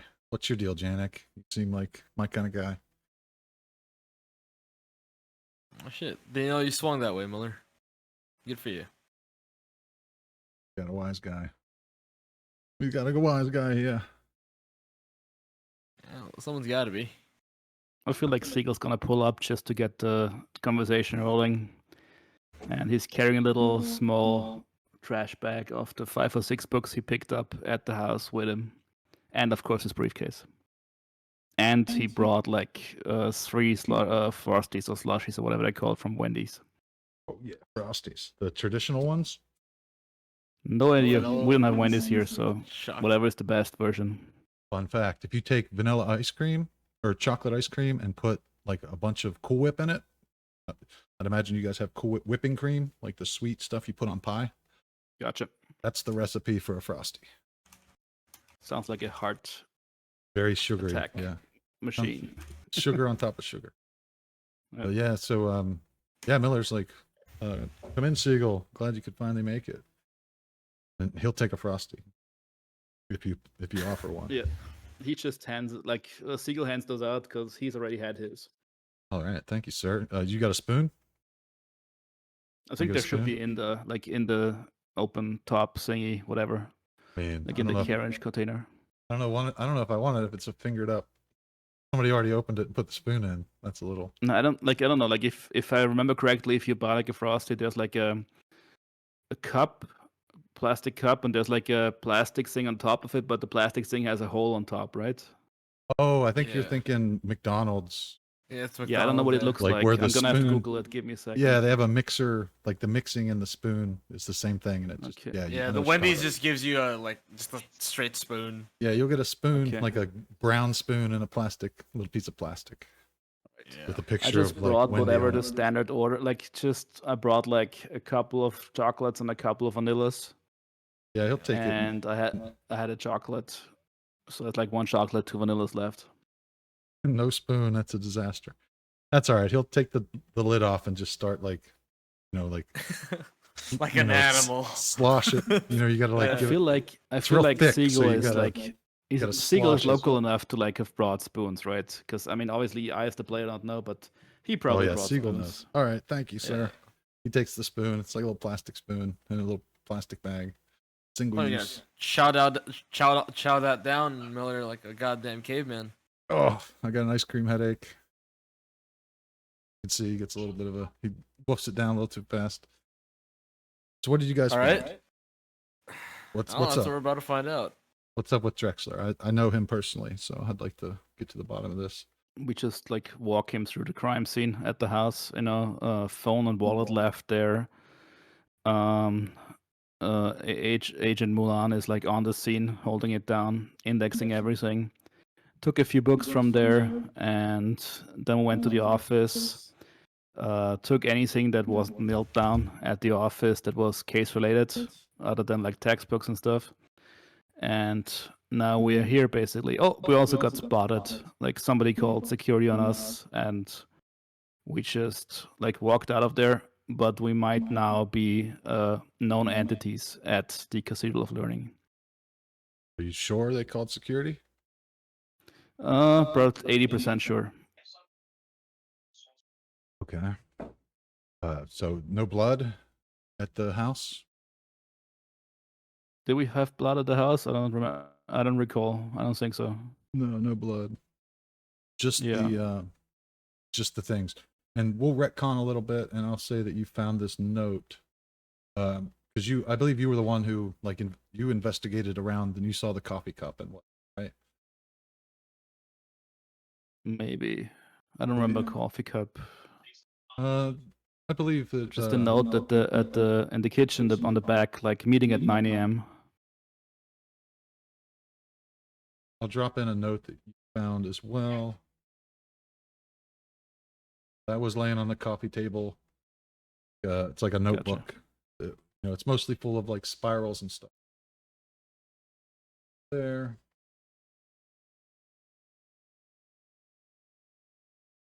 Two. 15.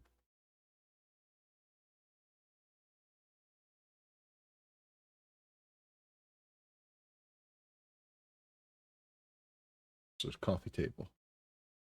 Okay, so no blood. That's good. What was the vibe? Looks like he either got like raptured or abducted in media res. Like there was his wallet was there, his phone was there. Book looked like he just put down the new George R.R. Martin novel. Yeah, it looked like in the middle of everything, he just vanished. Okay, strange. I've had vanishings. That's not all that strange. Let me yeah, Like so he alternate Siegel perks location? up, like what type of vanishings? just standard old vanishings. People are here 1 minute, gone the next. But let me make a few phone calls here. Want to make sure he wasn't he was pushed on the borderline of becoming a target himself. So let me make sure we didn't Can take him out or something. can I roll human to see if Miller is clearly holding back something? Sure. Obviously, I can assume, but just looking I mean, at he's the handler. looking at toes. He's Or- probably holding Case back officer. more than we've ever That's Sorry, learned. he- success, yeah. He seems like he's a pretty straightforward guy. Like definitely a little if anything called the opposite of like professional. Right. Like personal, something like that. Like he's a little like laid back and like personable. Like he's not talking like all jargon and office speak and like Right. what's So a he doesn't typical have a one. stick up his ass. He doesn't seem like a stick up your ass kind of guy. Yeah, exactly. Right. He's like Okay. it appears like he's telling it to you straight. That's good. But yeah, he walks off, comes back like a minute later, and he said that Before he walks off, Go ahead. have we told him about all the spirals? I don't think so. Maybe if you told him Because about the house, you probably told him about the spirals. Yeah. Yeah, I was just because if we had, and he said the whole, I just want to make sure that he himself has not become a target. My character would have been, well, at least it seemed like he was spiraling as essentially also as a pun with all the spirals all of the like. It's like pointed a notebook full of spirals. He's spiraling. Yeah, I mean, he chuckles, walks off, comes back a moment later and says that all clear on his end. Like, nobody knows anything above, there's like a database and stuff, and he ran it through, and there's no, other than him being attached to this task force, there's no mentions of, him being involved in anything last night or really at all before that.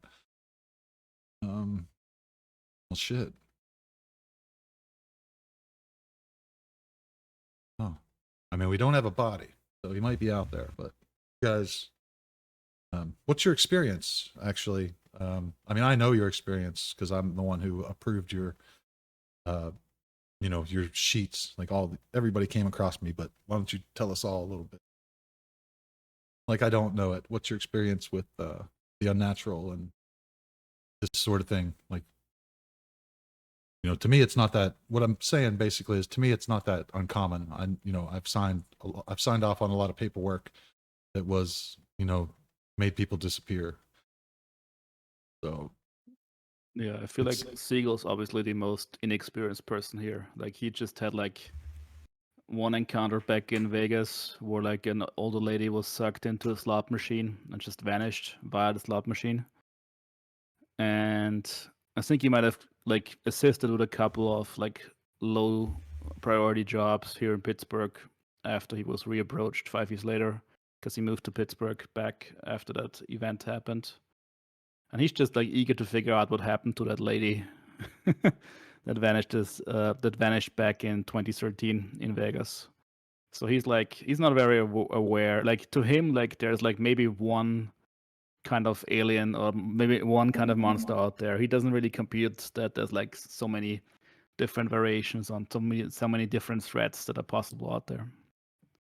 did you guys see anything weird? Anything weird there? I think like I looked specifically for weird shit, and we didn't find any weird shit on the initial search. But Mulan is still there at the house. See any slot machines? Yeah, like you see Siegel, like his body language just turns away a bit uncomfortably. Like, he's not joking about this. All right, I'll take that as a no. I mean, it could be the same thing. I don't want to tell you guys too much, but do you have any idea why we're here in the first place? Do you know anything about Project Alice and all that shit? Did you say Project Atlas or Alice. Alice? ALICE. I know a few operators who were sent on a tasking. Same name, so. Well, I'm they didn't- unfamiliar. we sent a lot of operatives and a lot of them didn't come back. So they pretty much disappeared as well. Yeah, I wonder fucking why. Well, I was asking about the weird stuff. Well, that's why you guys are here. This time it's your responsibility there, Agent Black. If people go disappearing on us, then there's no, not really anybody else to blame but yourself. So that's why you're here. We hear you're the best. There was, of all the applications for this task force, by far the most of them were spec ops types. There's a lot of you guys, a lot of looking for nice jobs like this. So what's our job exactly? But we're gonna, yeah. So several agents disappeared as a result of the Project Alice. And your job is not to find them, but we need to figure out where they went, how they got there. We have some reports that are pretty nonsensical. Seems like the madness had gripped them pretty hard by the time they got around to, like, very quickly. I mean, we sent these guys in 3 weeks later. They sent back their first report, and it was like pretty insane. But yeah, so there's this mythos. You might have heard about it in real life, called well, you all probably know about the unmentionable one. But there's also a mythos of the King in Yellow. A couple TV shows, pretty mundane stuff. A lot of Siegel it. is rummaging through his plastic bag while when he mentions that, not interrupting him, but like just looking for his copy. Yeah, I mean, I'm just saying, like, Janik just looks like he has absolutely no idea what the hell he's talking about. No idea. well, it's You know the meme where it's like when your little brother starts beating you at Mario Kart and Black kind of like leans forward on his desk or on his like as he sits down in the chair. Like he's like paying more attention to Miller.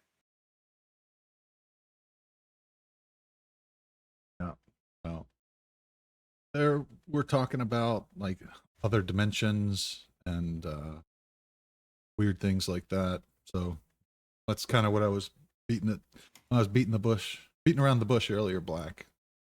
You know, now that I know you guys a little bit and we've been through some shit, even though it's been 3 hours, I'm a little more comfortable. But yes, they were talking about alternate dimensions, weird places that would change like form right in front of you, just weird stuff that isn't has to be either they're crazy, which is possible because they were committed to an insane asylum later, but we believe that the reports were pretty reliable at that point. They had known some things, they knew some things that they shouldn't have known, that shouldn't have been possible. Very weird things that I won't tell you because it keeps me up at night. So I'll save you guys the sanity loss and just keep it to myself. But let's just say this insane report contained information that they were absolutely no way of knowing. They knew it, yet they knew it. So we believe there's something to this. But yeah, it's hard. I mean, I have to get copies. I can get a copy of the report. I can't get it right this second. It's so redacted you wouldn't be able to see know anything of it. But give me a few days, I'll get you that report. Siegel pulls out the first edition the first edition copy of The King in Yellow, holds it towards Miller and says, "Are you talking about this?" You'd reach out and grab it and flip through it. Like, yes, where'd you find this? He does. He looks through it. Yeah, he looks through it. We found it in Draxler's house in a high value cabinet full of books.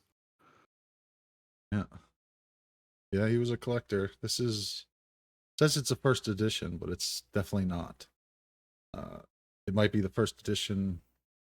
It's like first edition Chambers version. This book is much older than believed.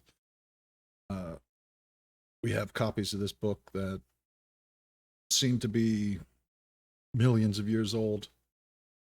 So there's definitely something weird going on. I mean, this one is clearly 100 and some years old. This is probably worth $3,000 to $6,000, I would guess, something like that. It's a valuable book, but this is not The King in Yellow. The King in Yellow is a play. If you had that, I wouldn't be flipping through it, that's for sure. But this is a book about people that did flip through it. Some of the things that allegedly, I don't know. I mean, it sounds like bullshit to me, but when the nerds are, the science nerds are telling you that this is written on million-year-old paper from some plant that doesn't exist, it's hard to, not think something weird's going on, right? Well, I don't know. But some of it does sound like similar to the reports that we got from the agents of Project Alice. So I don't know. That's why we're doing all this, because you know how it. I mean, you don't all know, but typically we don't investigate. Typically we go in and we destroy the we destroy signs of the unnatural, and then we get the hell out of there. Our main objective is to keep, private citizens and regular people from knowing that any of this exists. We're basically, we cover up, right? We don't investigate. Often it can drive you crazy. Like the King in Yellow book, I would highly suggest, if you guys do find it, don't open it.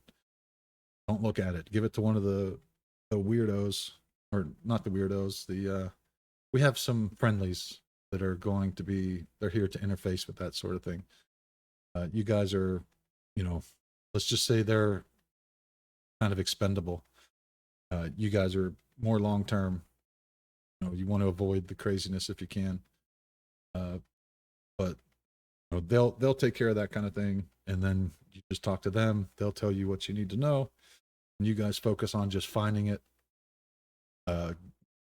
Rooting this stuff out, destroying it, and investigating along the way. This is also like what they call a mimetic threat, which like a meme. Everybody knows about memes, dank memes. Well, imagine the dankest meme ever, where when you look at it, it's pretty much impossible to not become a weirdo and be a cultist and just do weird stuff. Everybody who sees the sign allegedly just loses their mind. If you that book that you hold there, that there's information in there about how you will work for the king, and you might not know that you're working for the king, but you're working for the king. So we all need to keep an eye out for each other, and look for shady stuff. Possible that that you might turn on each other. If somebody gets a little too infected, or goes a little too crazy, basically, you kind of lose your mind. You become obsessed. Any other questions? I can ramble.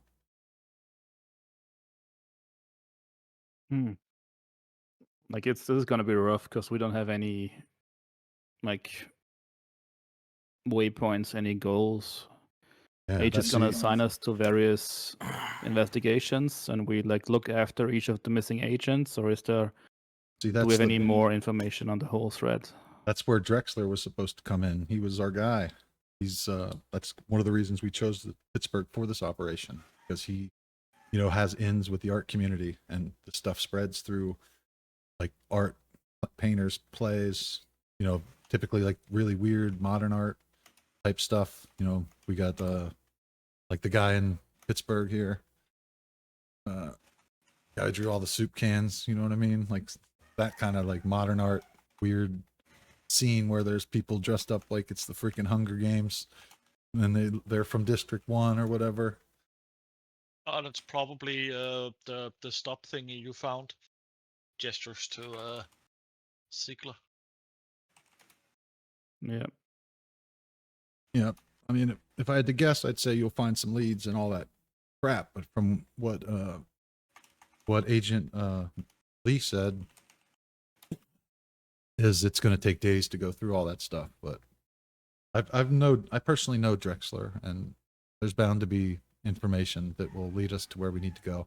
If nothing else, it's not that hard to start at just art galleries. He last time I talked to him, he was pretty convinced that there was some kind of like cult-ish thing working out of the Cathedral of Learning.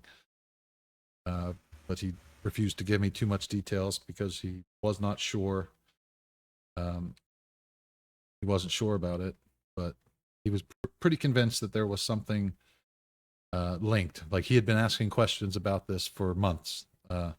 When the higher ups went to create the task force, they searched the database and all that jazz, and they found that Drexler had made a few requests, about that very thing, about mimetic threats and all this stuff that we kind of thought was nonsense at the time, but he was ahead of the game, right? So he was supposed to be our guy. Been looking into it for a while, so we can definitely get his phone records. We definitely need to get his phone records and do that whole ordeal. So somebody should put in a request internet search, get a hacker on it. Yeah. We should definitely like roll up the whole where he is. Like we should like have two kinds of main investigative paths, right? The first one is find Drexler at all costs, and the second one is reconstruct what Drexler was up to. And if we get one of those right, we might be able to make some progress. Wouldn't it be an idea to find out what that ball was all about? What the what was You about? mean the? Oh yeah, I pull out the ticket master ball fine Frick Arts building thingy. You mean that? Yep. Yeah, like this decorative ticket to a masked ball in the Frick Fines art building. All right. And show it to Miller. Miller looks at it. It's like, oh, interesting. Anybody good at forensics? Can you tell me anything about this paper? It looks like strange, right? Just me, or is this paper strange? Could use accounting. I can take a crack at it. All right, let me get forensics. Nice. Nice. All right, That's a yeah. pass. Agent Black grabs it and he looks at it for a minute. You can tell that it's like handmade paper, not like not store-bought, mass-produced paper. It looks like it was pressed out of pulp, or like artisan paper. The ink is like fancy ink. Looks like it was like drawn with a fountain pen almost. Like you can see the little like lines between the strokes. So it looks like it was drawn with a fountain pen as opposed to being printed out. Like it's definitely not something that ran through a printer, right? Old-fashioned calligraphy type stuff on there. Looks relatively old, but old-fashioned, but it could be brand new for all you know. It does look like the ink looks relatively fresh, so it doesn't look like it hasn't been sitting around for 50 years, basically. Yeah, I got you. All right, so handmade but fresh. Handmade, fresh. Yep. Very fancy and intricate. Somebody spent time on it. Got the really fancy like calligraphy, the kind of thing. If you make a mistake, you gotta crumble it up and start over. All right, so we got a couple of leads back at the Cathedral of Learning. But before I can go back there, I gotta get like credentials. I need fat credentials. I need a backstop on my identity. Probably gonna need a gun and like some kind of jacket, FBI jacket, just to make sure I don't get like let out of handcuffs if I go back. Yeah, But I want to check up with. Sorry, go ahead. That's a great idea. So I need to do something, or I need to go grab something real quick. Agent Miller's gonna say yes, that's a great idea. We need to do that. I'm gonna be able to get you guys all FBI badges with fake names on them. You need to think these up, put a little bit of thought into them, because these are going to be like real badges. These are going to have real social security numbers. That easy, huh? Pretty much. We're gonna have to make some special arrangements for Yannick. I mean, Yannick, do you want to just? You can use your real name if need be. Like, do you guys want to just use your real names? I mean, this is a great opportunity. You don't get opportunities like this, but Yannick, people around here know you, so that's going to be like if anybody, if you're from this area and people know you, that could be awkward. But for Black, it's like nothing. Like nobody around here knows him, so they're not going to be like, But I feel so what do like you think? Siegel's gonna switch between his PG CP identity and the fake FBI identity. But all right, yeah, I'm gonna go grab something real quick. You guys talk amongst yourselves, and when I come back, we will get your whatever the names for the IDs that you want, and then also Black, you're whenever you can, give me message me the list for like the green box and stuff, right? The Oh supply? yeah, yeah. you don't The have- for here. Yeah, Yep, you don't have to I'll do get- all that I'll get like that today. You can do that whenever, Yeah. really. But all right, yeah, I'll be right back. You guys talk amongst Yeah, yourselves. no worries. Take your time. Take your time. So what's our next move? I'm just gonna like come up with a name right now, and then I need the gear and investigative wise. I would like the first thing I would check up on is Professor Jones, the guy with the recording lab in the building in the basement level recording studio.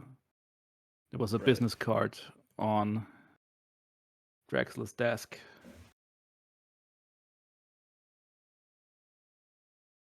I have to be honest. This is not my my strong suit to investigate things. Yeah, that's I'm kind of more my the thing. I'm more the well, either make sure that people stay alive or make sure that people don't stay alive. In program speak, you're a specialist. Yeah. There's two You types. g- you There's guys are both agents and broke. specialists. I never said I was program. Yeah, my bad. It's a bit late here. It's alright. It's fucking early as shit for me. Yeah, it's like it's Really crazy. midnight here.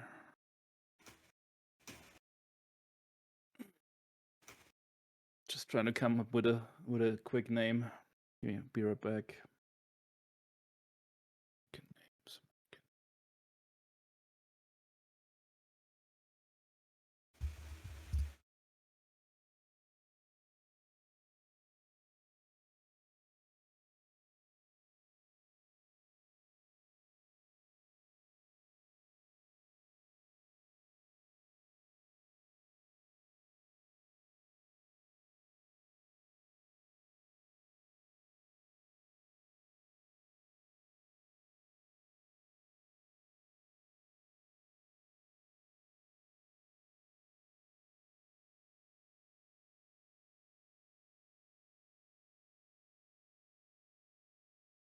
All right.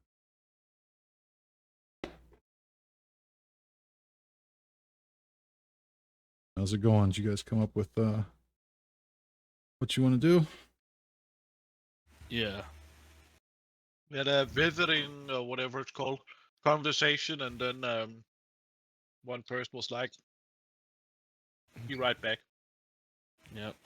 Mine is Alright. Oh, mine's gonna be Jacob Smith. Nice, nice. All right. You have permissions Well- on your character to change your character's we'll leave it for now. If you could for just me put it's fine. I your can just add your name on the end of your job if you don't mind. Like where it has your job under your name. That way I can easily see, who you are to the, depending on the situation, what I do. Are you Janik? Do you want to be Janik? Well, I did think that I was probably not gonna survive this assignment anyways. So the name probably doesn't matter that much. But then I was like, most people don't know how to pronounce my name anyway. So perhaps I should just take this this chance. All right, cool. What name do you want on the ID?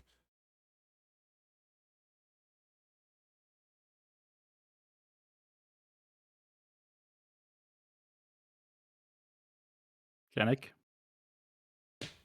Hmm? what name do you want on the FBI ID?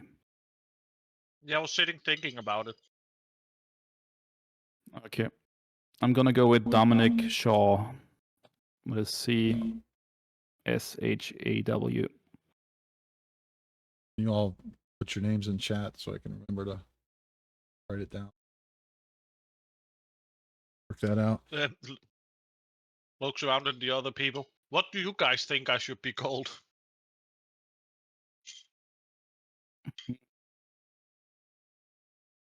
Can't go wrong with Smith.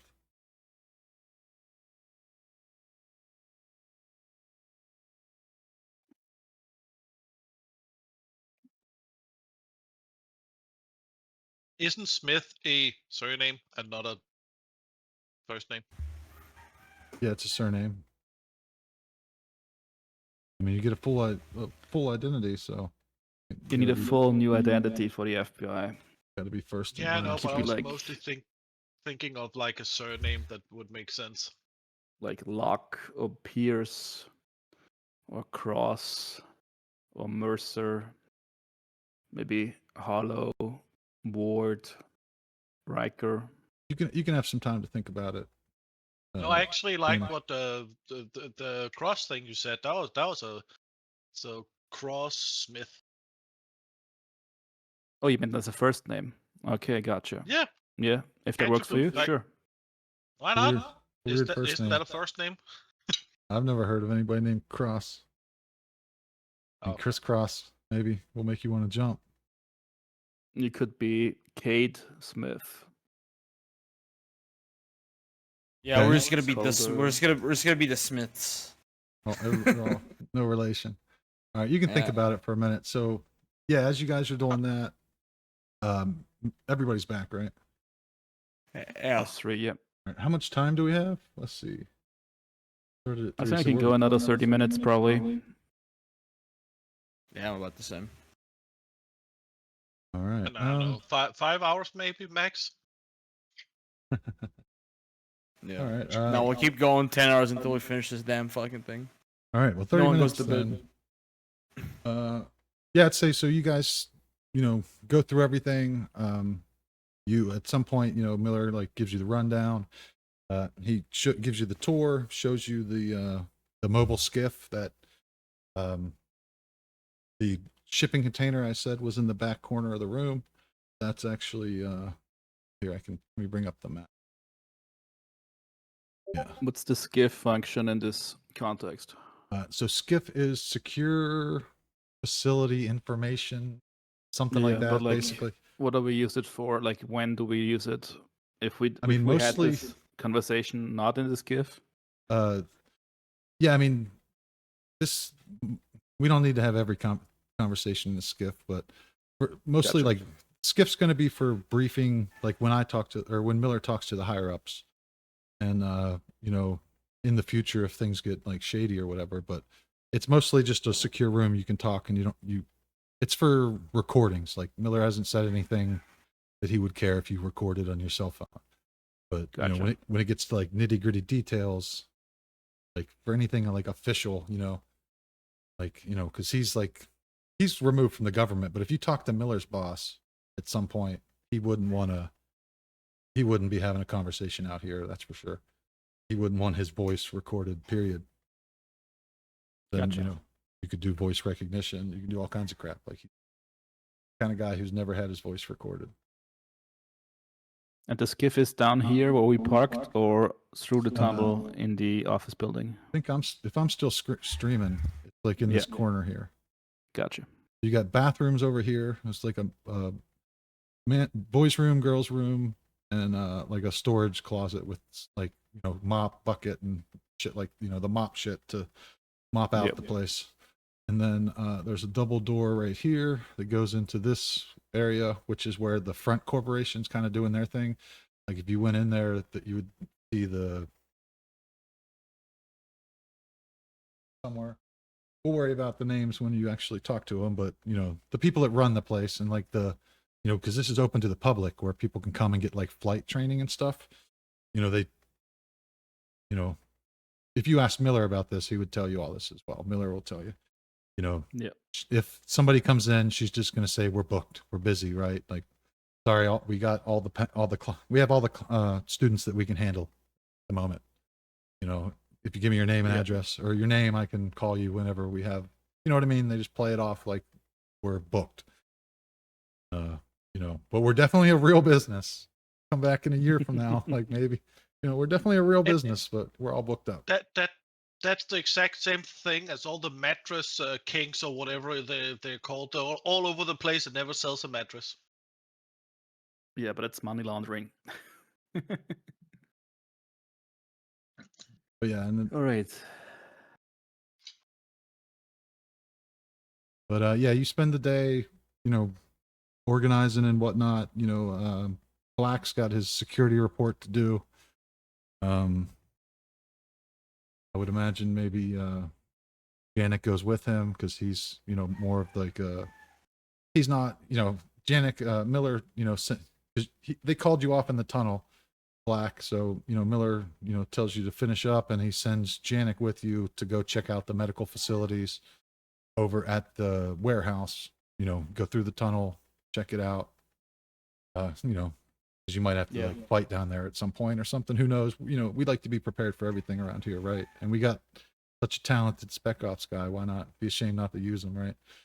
So yeah, you guys do that. You spend the day checking that stuff out. You get all the info for the stuff. Janik, you see the inside that building here, like a big warehouse. There's like a staircase that goes down to the basement. There's like, we'll say one of these rooms has like a lift, like we'll lift cars up for like a garage, right? Like a garage, like the hydraulic lift to lift up cars to work on underneath of them. There's one of those, and if you lift it up, there's like a panel that opens up and go down into the basement where there's a bunch of like little, some like interrogation rooms, typical black site shit, like interrogation rooms.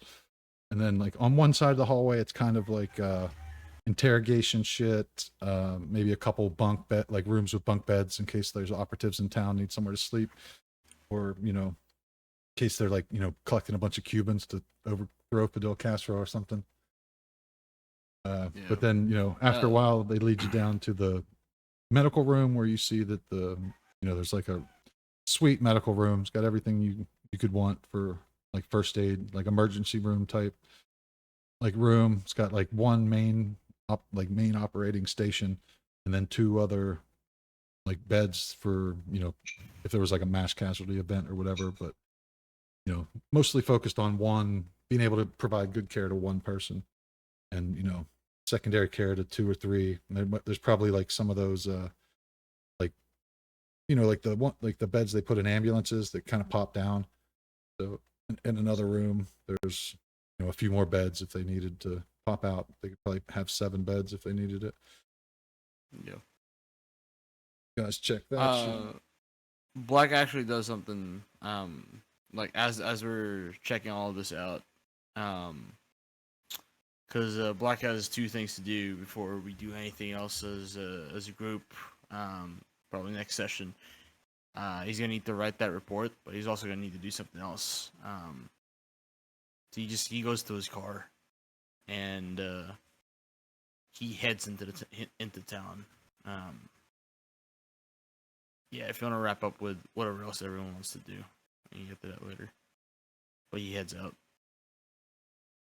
All right, end of the day, Black heads out.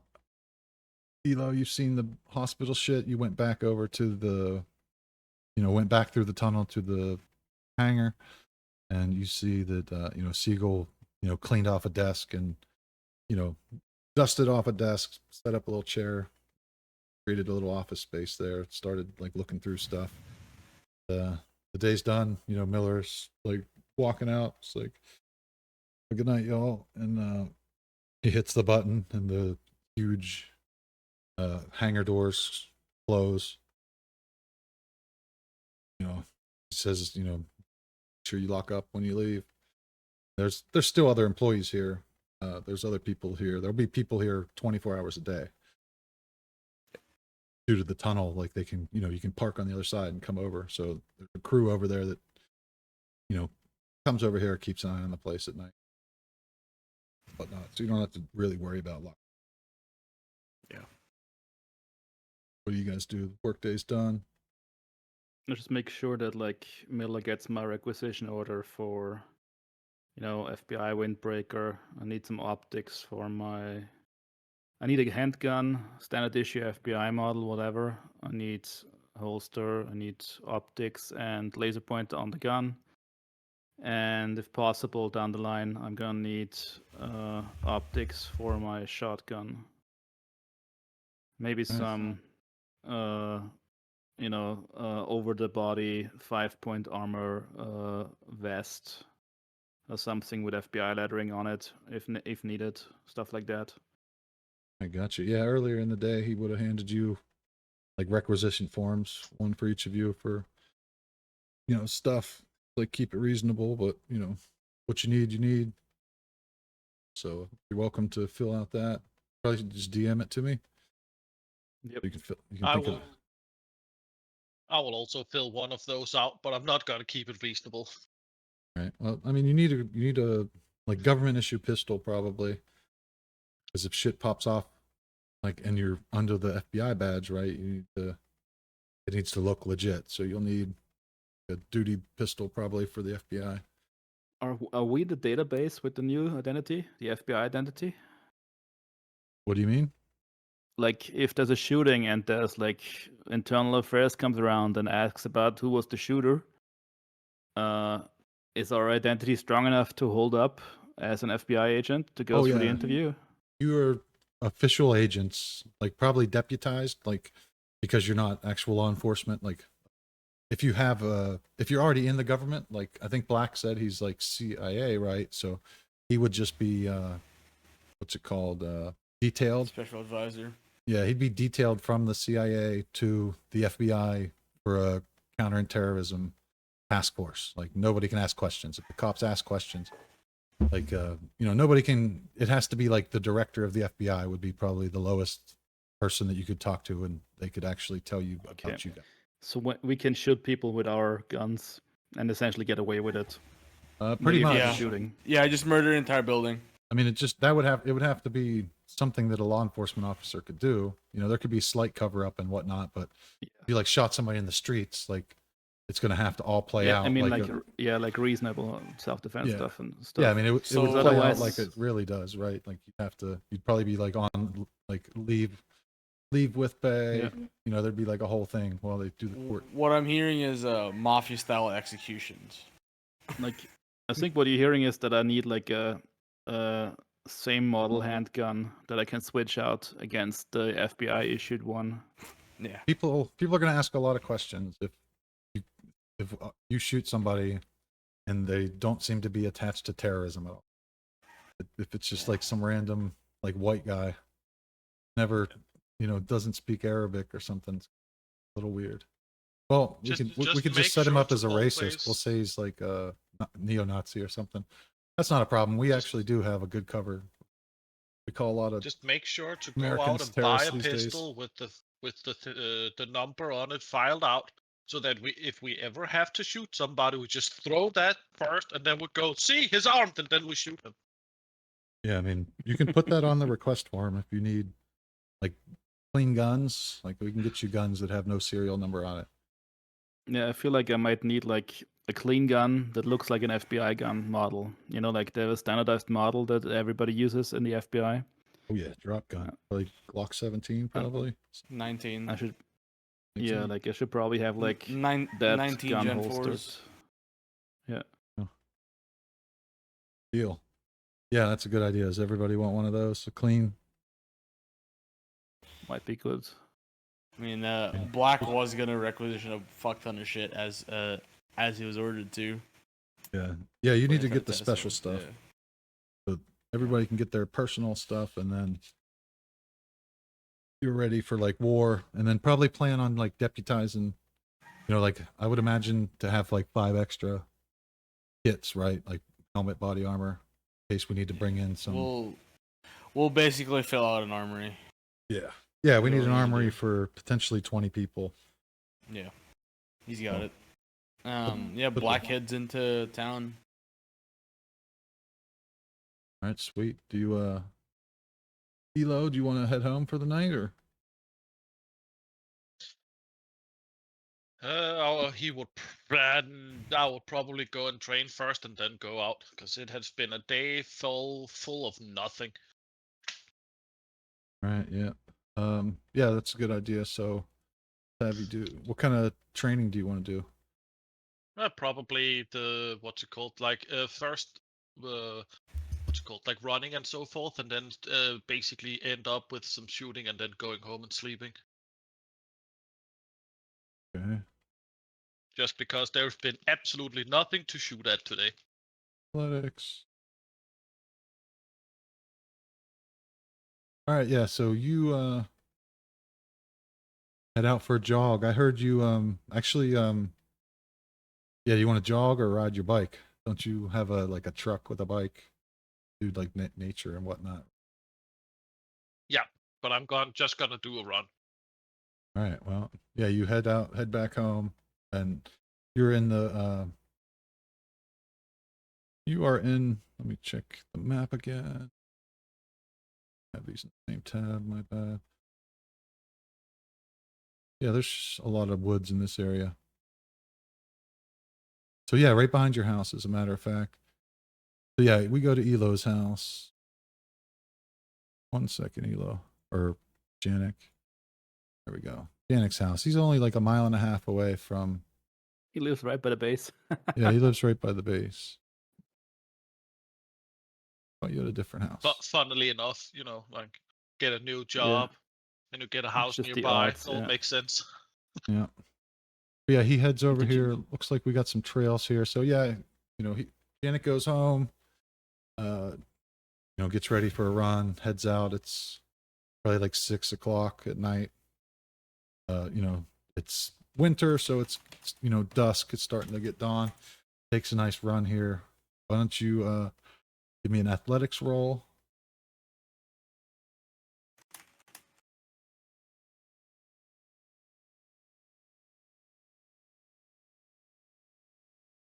I fail.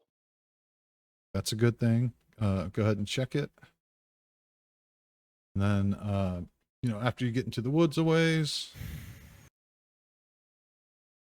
so you have a little spot out here.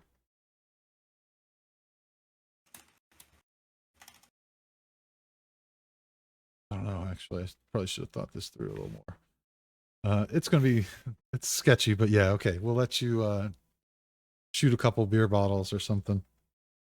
Maybe he's got a silencer, something like that. There you go. Yeah, you got a silencer. Pull out what kind of pistol you got with the silencer here? Well, since I haven't gotten the thingy, I have I think it's called the Garand or something. It's the military standard issue. Rifle or pistol? Pistol, Seek, sorry. That's the. Oh, SIG. Gotcha. Are Yeah, you six- talking six about the SIG M17? Is that the military issue? Yeah, it's two 17s and 18s. Both of them are equally dog shit. Yeah, as far as I understood, when I actually looked it up, it's supposedly not very good. Yeah, no, it's not. Okay. Wasn't the But wrong it was spot. standard military issue, and I took essentially and looked at what was military issue gear. So Yeah. What is your guy again? Out of game. What, active military or former military, whatever. essentially, former military in the form of that he can still be essentially recruited and so forth. So not active in the form that he's being sent out. Pararescue, right? Yeah, Or, but at the moment is yeah, essentially- you wouldn't be using an M17. You'd be using a Glock. You'd be using the roll and special Glocks if you're a STS. I However, just I searched digress. for. I think it was like V60 something or whatever, which is the combat medics essentially. So, And but I would 68 much whiskey. rather want the Glot. I don't see your roll in chat, Elo. Did you say you roll for Yannick or at the very Sonic? yeah, but he rolled alertness for some reason, not athletics. Because I'm dyslexic. Alertness. Yeah, I wrote the wrong thingy, but I can sure tell you that I still didn't make it. I have a feeling I have to redo my email shit. Maybe roll again for athletics, or Oh, should the no, it bad worked. roll stand? Okay, I'm back. I had to refresh the browser, but it's there. I see it. Failure was 70. All right, yeah. So go ahead. You can shoot off your back porch. Your neighbors probably don't like it, but if you have a silencer, you shoot in this direction. You could have some targets over here, maybe in the trees and whatnot. Say this is your property here, so I believe it's legal. I see some big ass round thing. Can I just? No, I'm just kidding. shooting down, so it's perfectly safe.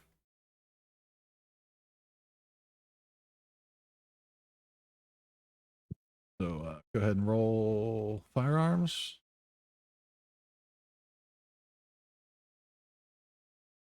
Success.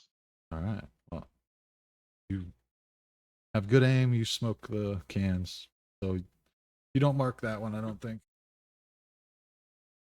All right. So why don't you give us a short description of the end of your day, Janik, and we'll go to Dom for his, ending scene or whatever.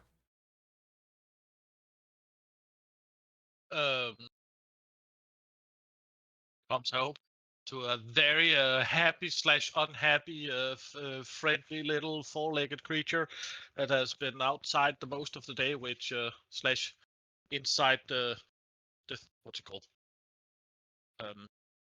Don't remember what it's called. It's essentially like I have a hole in the door so it can go in and out, so it can Doggy door. essentially dark cold. Yeah, but inside the entrée, it's what the Danish word for it is. The thing where you go from the outside to the inside is just a little room where you can close the door so it can't run around the entire house. Mud room. Like a mud room. Mud room. Yeah, Yep. essentially.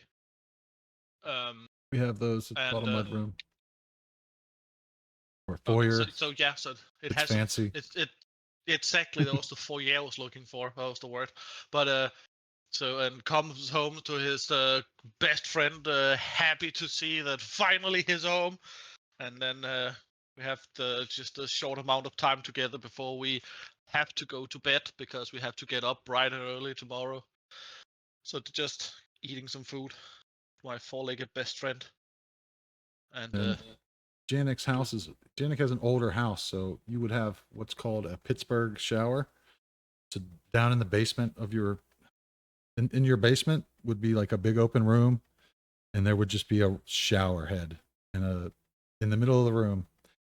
I don't know if it, like back in the day, it would have had a curtain like around it for the like steel workers would come home and covered in soot and what they would take a shower in the basement. Leave all their clothes in the basement. Just a fun fact. You have an old house or an older house. Nice. so I can take a Could be shower good. with my doggy and then go to bed. All right, Dom, we left you at the office. You just cleaned off a desk.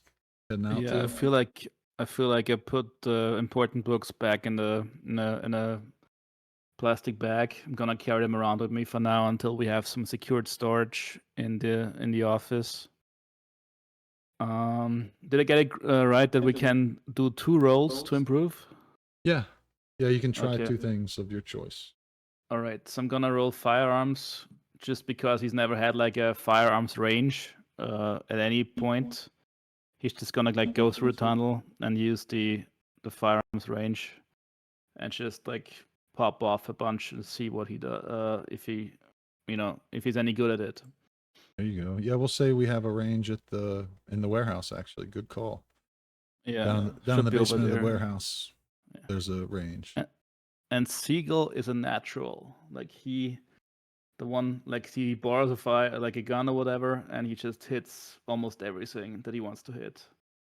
So for now, he's feeling good with his 20% ability. I mean, you want to try that one again? Second? As my second, I want to go and I'm just gonna drive home to my duplex in Dormont, bit outside of Pittsburgh, I think, or wherever you put me. Yep. Your house is right here. Nice. Looks like Can you zoom 31 out a bit to see where looks I'm like approximately? 31. Hold on 1 second. 3103 Pioneer Avenue. Because you said you have a duplex, right? So yeah, there's a duplex. It's a duplex on the corner. It looks like 3101 is this side. But yeah, it's pretty close. Let me see. You said Dormont. That's pretty close to where we're at. Here's the Found office. it. Yeah, nice. You're 5.71 miles away from. That's crazy. It's like I imagine Pittsburgh being bigger, but I guess luck of the draw where we're living. Yeah, so Yeah. he's just returning home. Yep, you said Dormont, Um, right? Yeah, totally correct. I'm not familiar with Pittsburgh. That's why it Right. turned out this way. Yeah, no worries. I'm gonna say hi to Manny, who is the bookie that lives in the other side of the duplex, and he's probably like looking out from the veranda, whatever, having a joint, just smoking. Yeah, which side does he have? The side next to the road, or the side that's in next to the neighbors? That Probably is the a quieter good- side, right? That's a good question. I probably think that Siegel has the one that's not on the roadside, like the one on the left. So 3103, and then looks like 3101 is the one towards the road has the bigger porch. Yeah, But you can see they have 2 sidewalks and shit. It's a duplex. yeah, I gotcha. No idea who Yeah, actually as- lives as- there, as- but probably somebody. That's- It probably works. Yeah, I In this figure. world, it's Yeah, you and I Manny. figure Go like ahead, he's sorry. security conscious, so he's got bars on the windows on the lower level, and yeah, he's just waving to Manny, with picked up some food on the way home, and he gets greeted by his cat Capone. Well, actually, no, he's not getting greeted because the cat doesn't really give a shit. And the Capone probably already got fed by Manny today, so it's not a big deal. And he's gonna spend the rest of the evening just reading books about forensics and crime scenes and how to analyze crime scenes and shit to maybe try and improve his forensic score. Gonna roll. Right. Yes, I failed this one. Yeah, you mark it. I marked it, and that's it for Siegel for today. All right, yeah, and then all the ones that you marked, you roll a die 4 and add that to the thing. Yeah, there's an apply skill improvements button on the bottom right that lets you. All right, yeah, go ahead and try it. See what happens. Okay, and then you gotta click apply 1d4, and then it gives you automatically. Should show Nice. in your chat as well. Yeah, 3, 3, 2, 2. Not bad. yeah, pretty good. Better. 4 max on search. All right. Yeah, you guys can head out if you want, or wait while I wrap up Black's here. I think Black's Black endless. wanted to make like some big dramatic outro. So I'm gonna Sounded stick like he around. had something up his sleeve. Yeah. I don't guess. know about dramatic, brother. Yeah, no, I just kill everyone in the fucking cathedral learnings and the damn thing. There's Yeah, like no. 14 stories of people. It's just it's X 42. amount of demo for Yeah.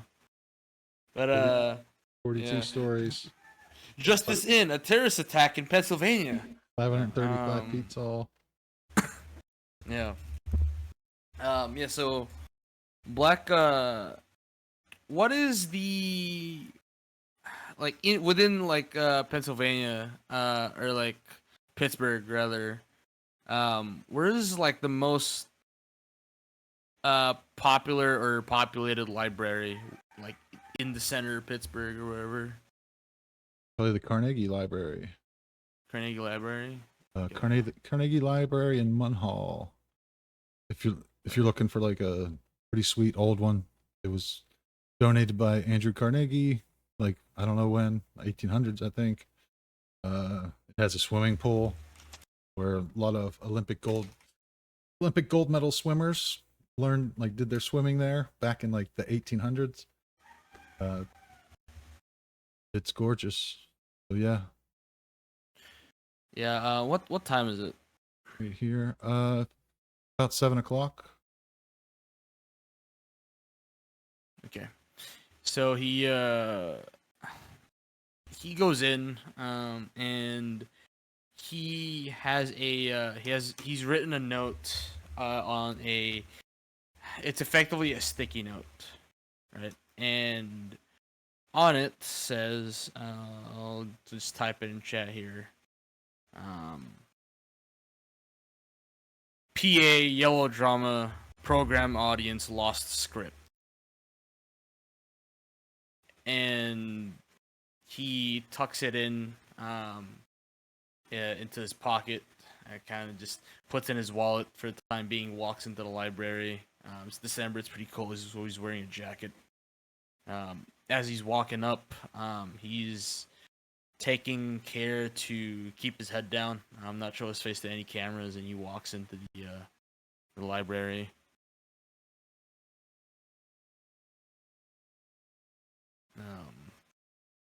What do I see in the Carnegie Library? You see a very old library. It looks like almost like a living room of a Victorian house, except for the walls are covered in wooden, like old wooden bookshelves.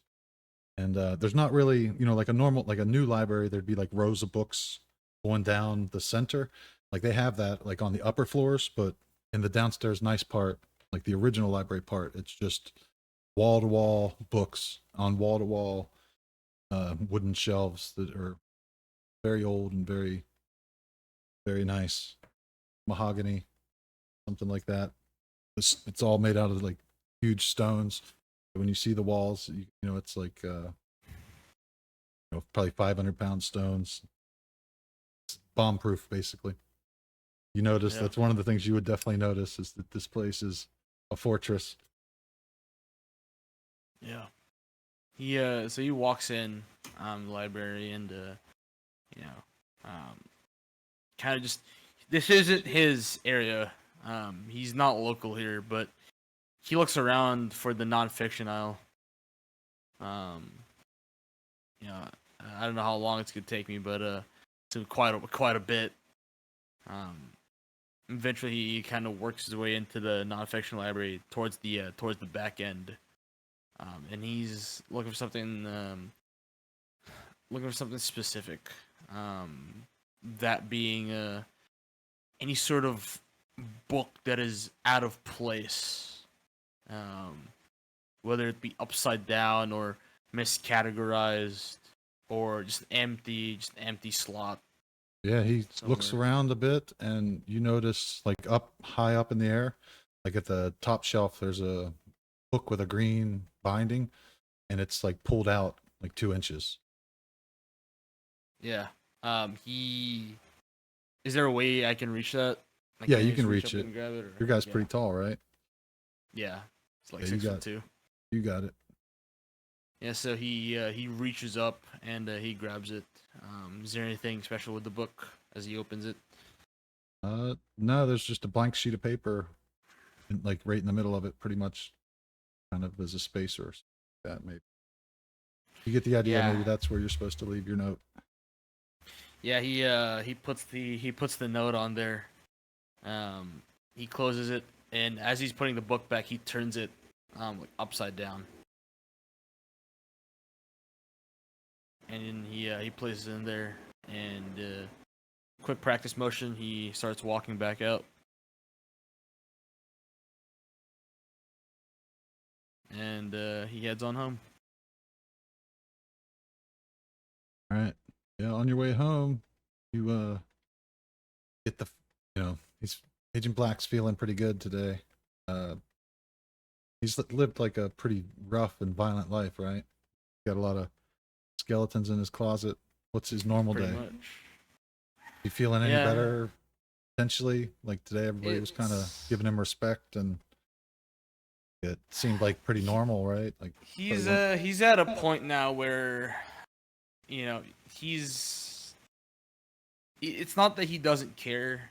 It's just the fact that he's just nonplussed by a lot of things. Like he's extremely dissonant with a lot of the things. To him, it's just the job. The job exists, and it's humanity at any cost. Humanity above all else, that sort of thing. And to him, it's just he's frustrated more than he is infuriated at the fact that the program is fucking around and they are most likely going to find out.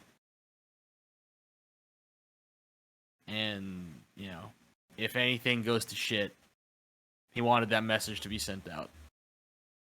It's not Thanks, a dire Cole. situation yet, Drive but safe, he has bro. a dread feeling that something's about to happen, and he's gonna be put in a position where he's gonna need to make a lot of hard choices.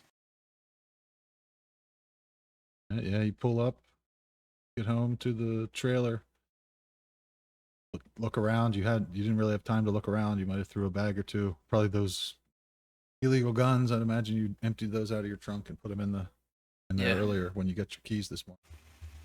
It's the first time you really got to take a look at the place. You see, it's got like a shed in the back there, nice tree, shade, no immediate neighbors. Yeah. Seems peaceful enough. It's like 8:00, 8:39, and there's no bullshit going on. Seems like quality white trash types that are in their house, like keeping to themselves. Peaceful. Yeah, he locks the trailer door as he enters, and he puts a chair like right up against the door. Nice. And you'd find there's another door over here in this in this Yeah. hallway. There's like big bedroom at the end, small bedroom, bathroom, like a larger bathroom, and then the kitchen in this area here, living room on this area. But in this hallway here, you would find another door, like over where that shed's at, like probably right exactly where that across from that shed is. The hallway door would be. And it'd be real easy to lock that one down because there's only like 3 feet space between that door and the inside wall directly across from it. Easily wedge that like.